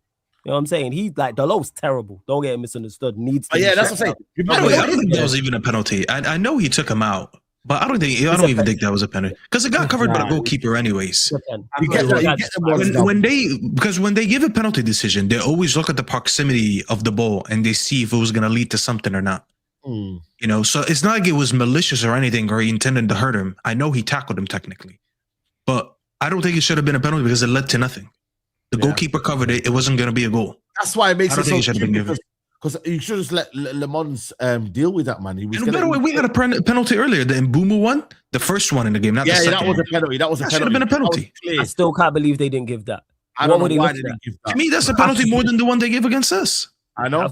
Yeah, it was. I That's know. true. I know. Because one was a finished chance where the goalkeeper already covered it, so it wasn't gonna lead to a goal anyways. And the Mbumu one could have led to a goal. Yeah, this is Stonewall. Yeah. Then. Stonewall. And 7 let's go. I think they GG, got to a goal too easily. at 3 a.m. Yeah, big up to you, man. 3 a.m. You know, definitely worth it now for the overseas fans. I mean, I wanted just to touch on Le Mans because I feel like he doesn't get the flowers. But again, like another assured performance. You know what I mean? From Le Mans, collecting. You know what it is? Yeah, for me, it's one of them ones where like I don't want my keeper to be the best player of the pitch, and that's what Le Mans is doing right now. He's not the best, but he's just doing a 7 out of 10 every week now. Like it's not even you're not even going below that. It's better than Salah. Yeah, well there you go. Then it's better. So you know, he's the best goalkeeper we've had in terms of claiming crosses on corners on set pieces since Van der Sar. He is in the air. He is not. He's not. He doesn't get pussied around in the box. Like he will go get that ball. He'll punch it. And one thing he's done really good lately, what I see, even with the pen, which he had it covered, he makes himself big. I saw like last week against Gyökeres, that shot that Gyökeres sent to the other side of the stadium.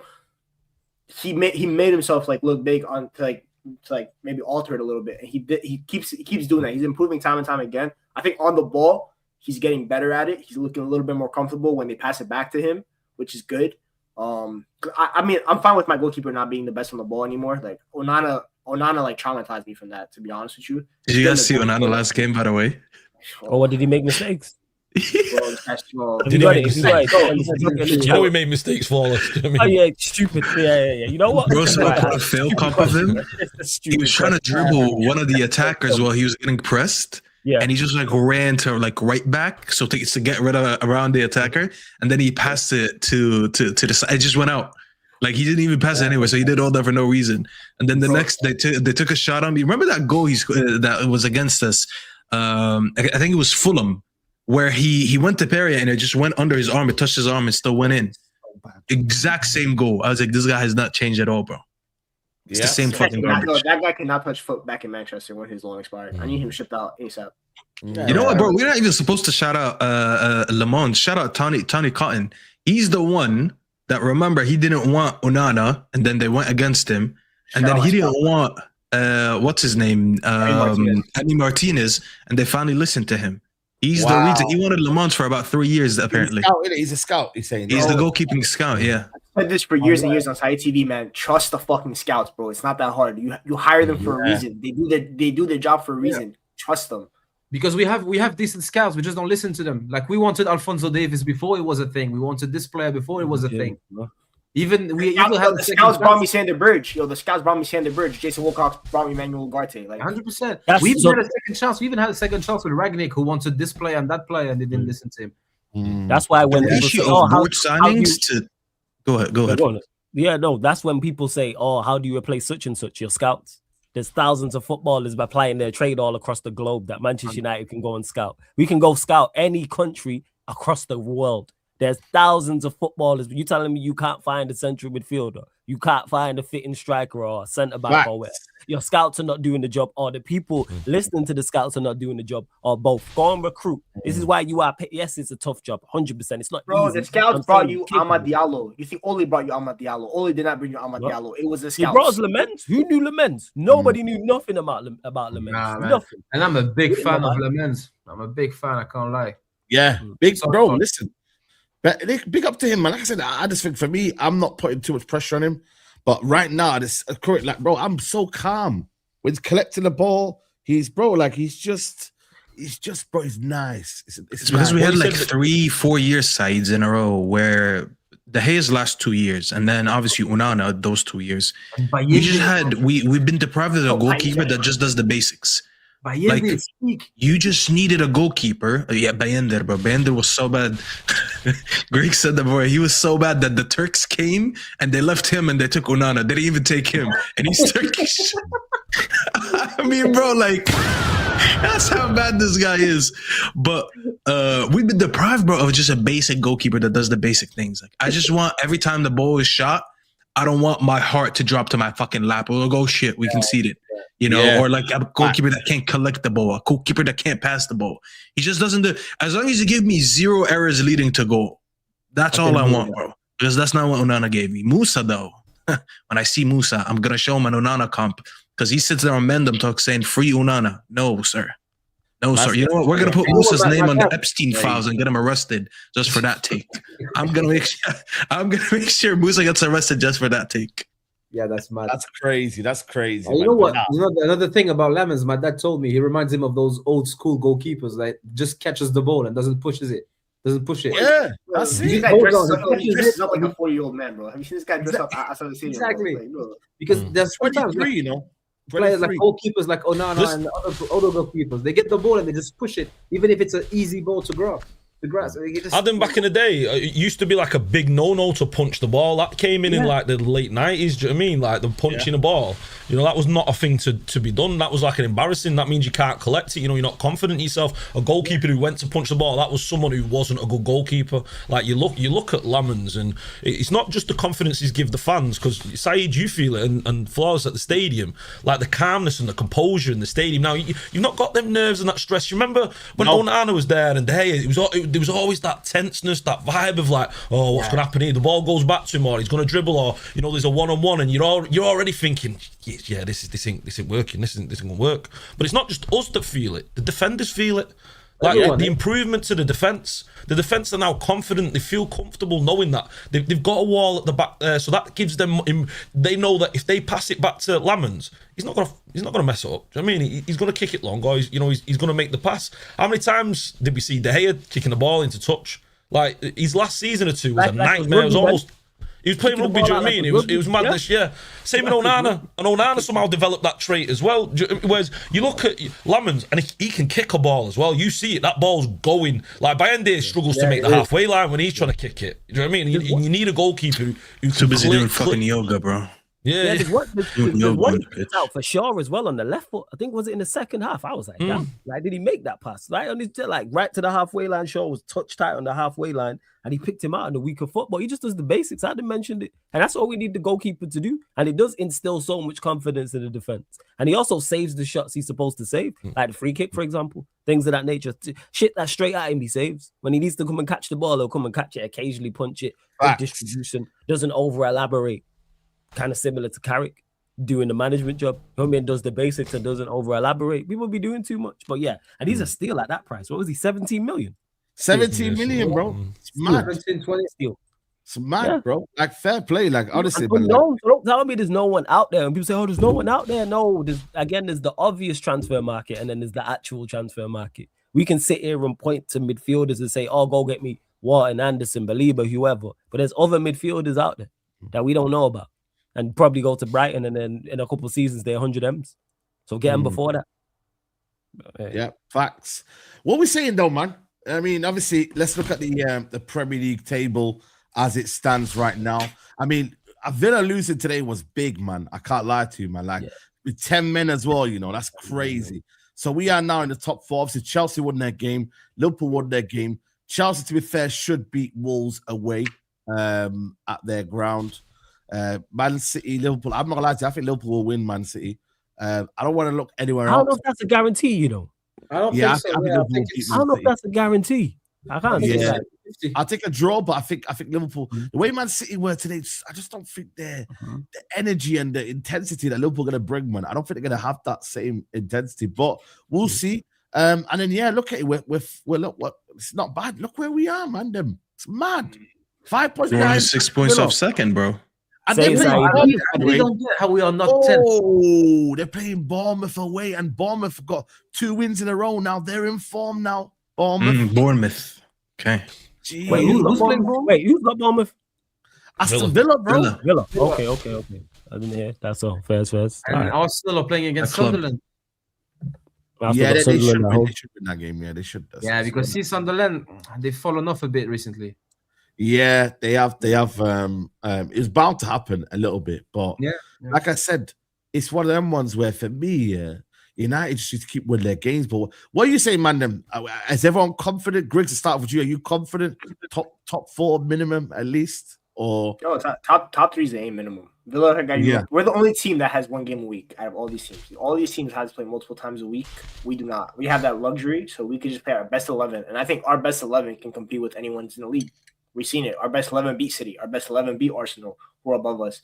Our best 11, we lost to Villa, but we didn't have our best 11 that game because Ahmad wasn't there, Mbeumo wasn't there, and we barely lost that game. We looked better than them in that game. So I think we should be able to get top 3. You have the coach for it. You have the players that believe in it. They all have a goal. They all want to get Champions League football again because I don't think any player doesn't want to play in Champions League. And the bonuses. And the bonuses. So, they're paying for their bread. You're paying for your bread. Yeah. That's how bad Amram is, bro. Amram is so bad as a motivator that these guys weren't motivated in the Europa League final. That's peak. Oh, what a terrible guy, man. But top 3 is the aim. Maybe second, depending on how bad City keep looking. But I think third should be the realistic goal. Yeah. What are you saying, Mandem? What are saying? What are you saying? That's what I want to know. I'm saying United, if we can get third, I think third is possible now. I can't lie. Third, if Liverpool lose next week, then second is possible. If Man City lose next week, second is possible. But right now, just give me third. Obviously, I want top 4, but I'd rather be secured, innit? You feel me? But who knows, man? Like right now, it's like, man, I just keep on winning games. Like our next games are Tottenham at home and West Ham away. You know what I mean? Then it's Everton away as well. Yeah, West Ham started performing. All that's a problem. West Ham away midweek. That'll be tough. Yeah, that will be tough. To be fair, that will be tough. That will be tough as well. But yeah, man, Ash, what are you saying? Are you confident, bro? Well, it's not top 4, is it? It's top 5. That's what we need to get. That's for Champions League. Like the top 5 is pretty much nailed on. I think it is nailed on now. For British teams. For the coefficient and that, so, and I think that's doable. I mean, you look at the way we play, and Greg said it perfectly. We've beat the teams, the better teams around us. So, who's to say we can't beat any other team in the league? Like on the day, as long as the players turn up and they seem motivated, they're not overawed with the amount of training they're having to do. It's not being over complex for them. They're just being told, to enjoy themselves. They begin being given the basics. The training's intense. They've still got loads of energy left because they're not having to do grueling training sessions constantly. And you've seen that from many managers over the years. You look at Ancelotti and his methodology of coaching. Is very, very relaxed. When you've got elite players, they know how to train their body. They know how to stay fit. You don't need to be keeping these players fit and keeping them drilled. If anything, it bores players. Do you know what I mean? It kills the love for the game. So you want to get them excited. You want to get them up for it and wanting to be back on the field again. They don't, under Amorim, the players wanted to get anywhere but the field. So for me under Carrick, I trust it. I believe in it. And the fact that we're talking about top 3 at this point. Imagine a month ago was talking about with Amorim. Imagine what we're speaking about now. Top 3. Even there's some people saying the league. Yeah, exactly. We were looking closer to bottom 3, weren't we? Do you know what I mean? It's madness. So yeah, no, I feel confident. I look at the team. I look at the front line. I really like our attacking core. You look at Burmo. You look at Ahmad. You look at Cunha. You look at Sesko. That's even today. You could have even put Xerxes on there. And took Bruno out, and Xerxes and Sesko could have done a little bit there. I'm really, really excited about it. The one thing is we've got to worry about is injuries. We lose Casemiro and then it can fall off a cliff. 100%. Like that is a worry. We lose Casemiro and then all of a sudden we've got you've got Agati and Mainu in the middle there and it starts to get wobbly. So very wobbly. Yeah. So maybe we do need to tomorrow. We do a bit of bargain, bin dipping. The last day of the transfer, and we go get a midfielder in somehow. Even in Didi, I know there's been talks of it, but just something there, just as like a safety net. But no, I'm feeling confident. We'll get top 5 for sure. And listen, we'll be going on them European away trips next season. I can't wait for it, mate. I'm excited. Bro, I can't wait, man. I just think, bro, if we're to get that Champions League football, it just rescues the season. It's not something that we should be celebrating, but just at least it gives us a lift off to be like, you know what, next season we're there, man. We're there, and we can compete, and then we get better players in, and then after that, you know what I mean? We Man United then might be back, you know what I mean? And we can start talking the talk, bro. You know what I mean? But we've been in an embarrassing situation, losing to Grimsby, 15th, all of that, like losing the Europa League final. Everton. Dark, man. That's why when I see man at Old Trafford smiling and enjoying themselves, I'm like, yo, man, enjoy, man. Like, Saeed, what's the people around you been like? These past couple of games. Bro, and that? it's like, man. Now everyone's buzzing, man. Everyone's buzzing now, man. It's like feeling around Old Trafford, and you know what I mean. That belief comes from winning games, like 3 in a row. It should be normal for United to win 3 in a row, but it hasn't been normal. But that's the problem, innit? The thing is, right? When we lost games, we were like, oh, but the pattern of play, but this, that, the other, but there's always a but to everything. Look at it now. Have you ever seen anyone analyzing or saying, oh, but we won, but that? Like, come on, man. Do you know what I'm trying to say? Like, we couldn't get 2 wins in a row for 14 months, and when he did, they told us it was progress. Yeah. See how they really did. They set the bar that's so low that when we went just above the bar, it was like, all right, we're on the track to certain. Like, this is not. We're asking for too progress. It's not even like they're telling you it's progress. They're telling you, see, they're saying it with chest. Faz was doing apology tours on Mendham Talk after 3 wins in a row, man.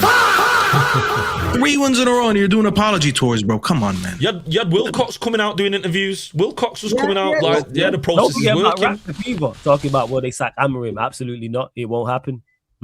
Still ain't spoke now. You see, Amorim is a weird case, man. Like, there's not a single positive of his 14 months. Outside of Garnacho and Rashford, for example, and that even that you could say it's subjective.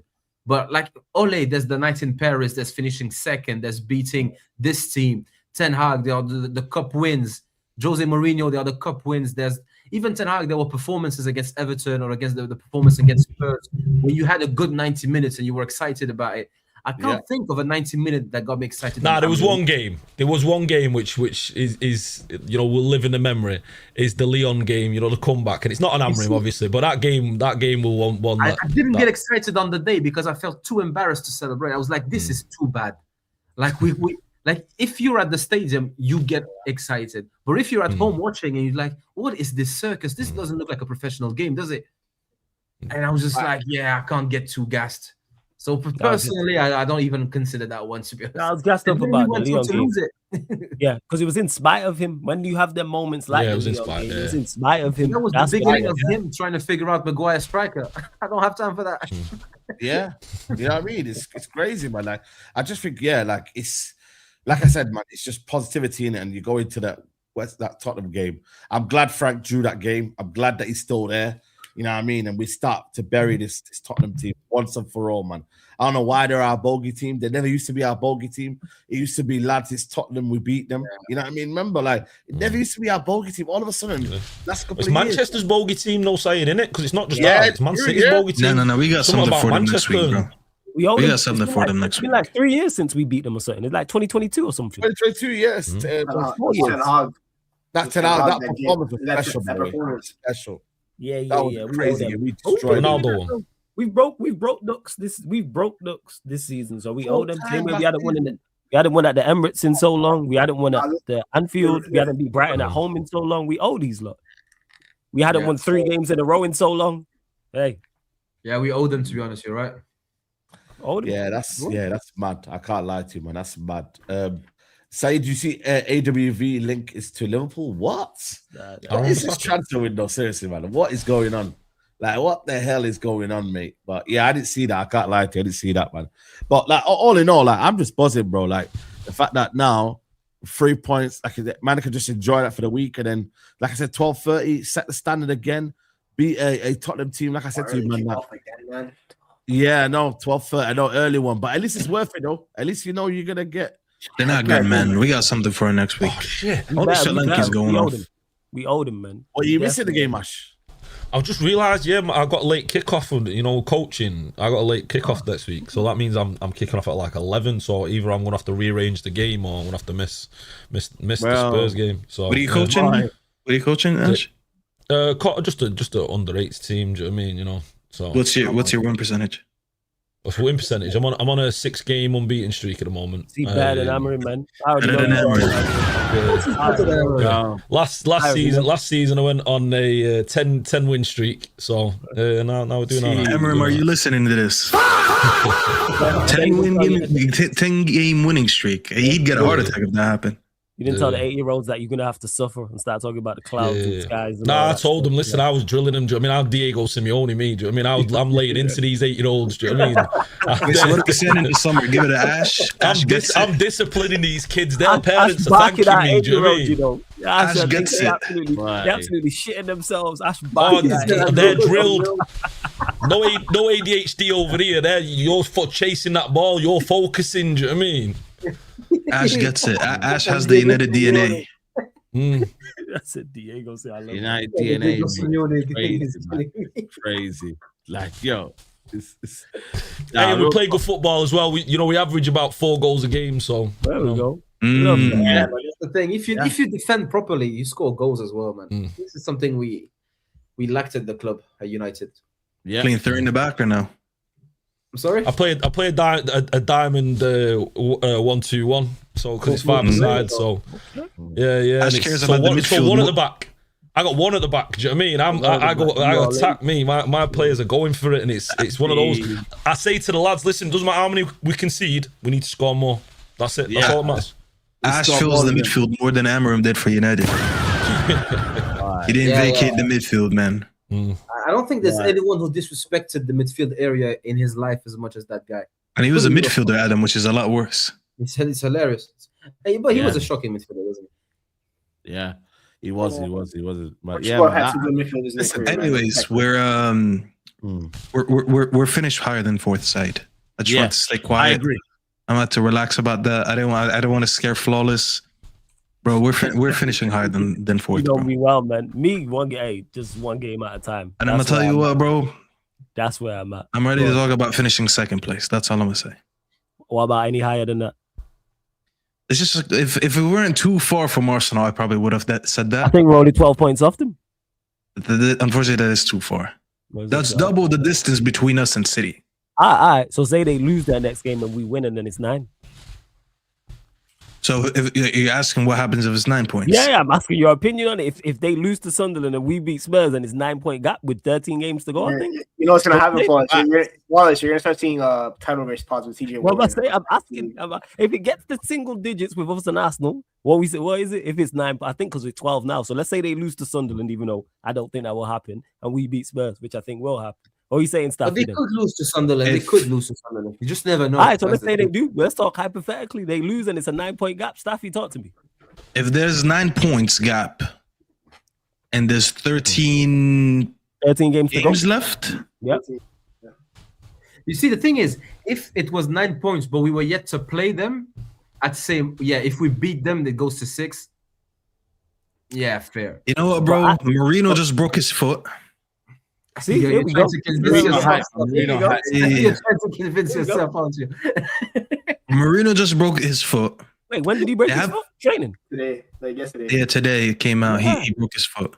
Oh, he's a miss for them. Because and you know he chips in with a lot of goals for them. I'll be honest. That's their best striker. I'll tell you this: they're in the League Cup, they're in the FA Cup, and they're in the Champions League. Yep. Their shitty form in March still didn't hit. You mix that with a little bit of a bottle gene. There you go. And we play once a week. We have the superior midfielder between Arteta and Michael Carrick. Make it single digits, bro, and I might start winning the league gimmick. I'm just saying, because this time next week, 10 p.m. UK time, next week, 7 days from now, it could be 9. Listen, No Context Fan TV. I see you in the chat. I see you trying to clip me, bro. Just know I'm gonna retweet it. Just know I'm gonna retweet it when it drops. Bro, all I'm saying is, based on everything I just named, and if it goes to 9 points, yeah, which is a possibility. Run me my title challenge. I've said it. I'm comfortable. Next season, that should be the title challenge. Yeah, if No Context Fan TV is in the on a real note, though, I do generally feel like we can finish second. Forget the league title joke thing. I generally do feel like we'll finish second. Yeah, I'm just looking at with the lack of consistency that City has had.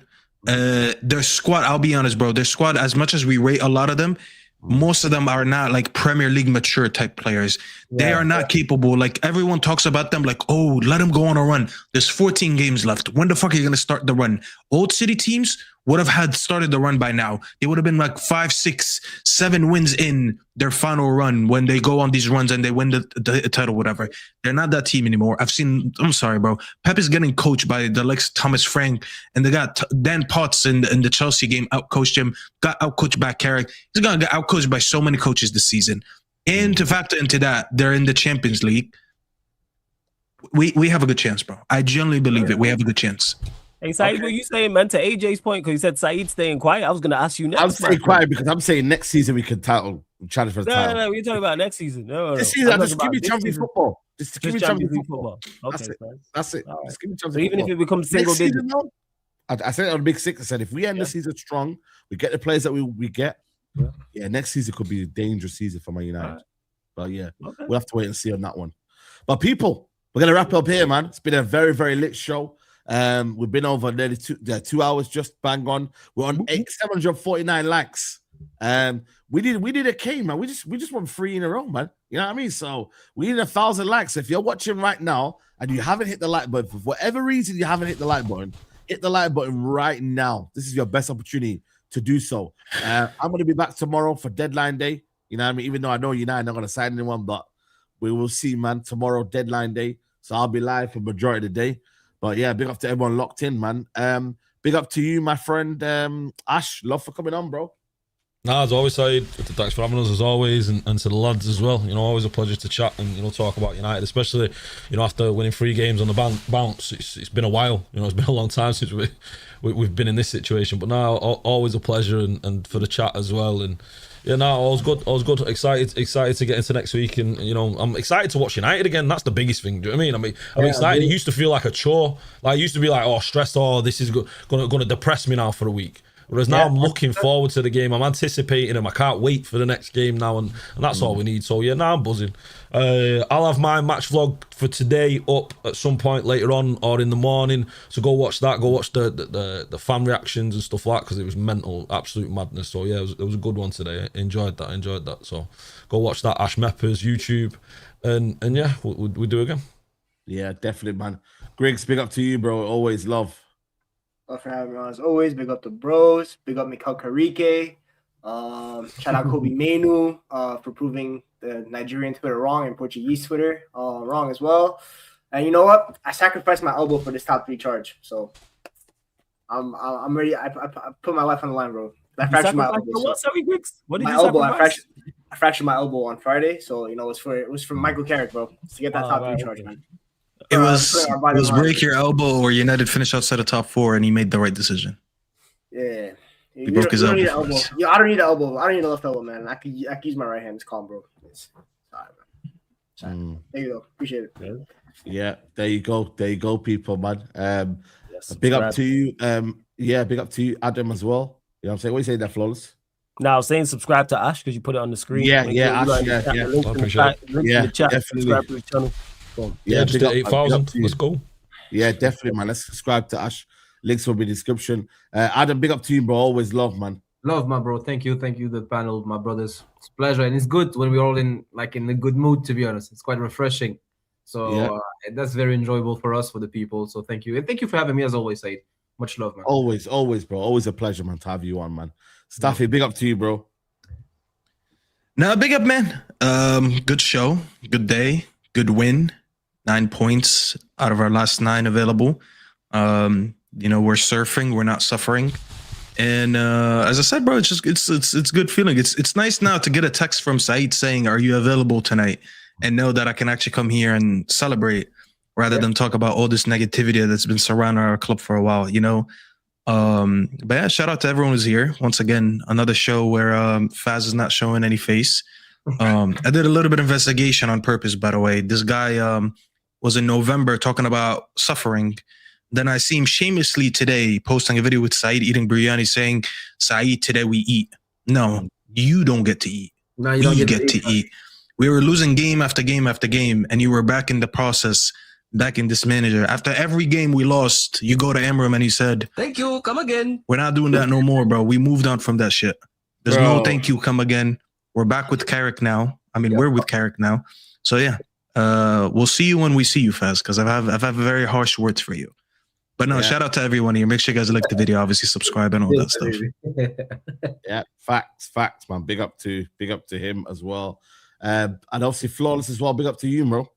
Blessings for having me each and every time on the platform, Saeed. I appreciate it. Always love doing the show. Shout out to Ash, Griggs, Adam, Staffy, the whole chat as well, man. Always enjoy the show. And it's even better that we actually can talk positively about the team. We would have thought that Manchester United winning and putting in a good team performance and good individual performance would have us all happier, because we're all supposed to be negative and wanting the club to do bad, because it fits what we want to say and all this nonsense. So yeah, man, it's good to be here. Like I said, waxing lyrical about the football team and onwards and upwards.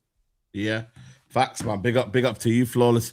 We're gonna be rating Flawless as well. Is it the sports Q&A? Wait, can I ask you a question for Saeed? Go on. While you were out in Qatar, no Qatari wife, you didn't see nothing you liked. Bro, listen, Qatar is amazing, man. I'll be back there in March again, man. So that's a yes. When he said I'll be back there, that's your answer. Because I texted him Flawless. I asked him why he's there. He said vacation, and I was like, you know what, bro? Find a Qatari wife out there. That's all, just wanted to see if Saeed is doing some scouting while he's out there. Bro, listen, this is good. Any scouting? I wouldn't say there was scouting. I was enjoying myself, too much that, we didn't need to scout, we're just chilling. We're just chilling. So it was one of them ones where, we just, vacation, So, but now listen, man, there's going to be some big stuff coming out soon, man. So, just look out for it on my channel. Man, we're going to be redirected to Flawless Sports Q&A. Someone asking me about the protest today. The protest was good, man. It was good turnout. And man, we vocalized our points across. I prefer different ways of doing it, but it is what it is. But yeah, the protest was good turnout, man. It weren't like the Tottenham one and the Chelsea ones that you've seen online.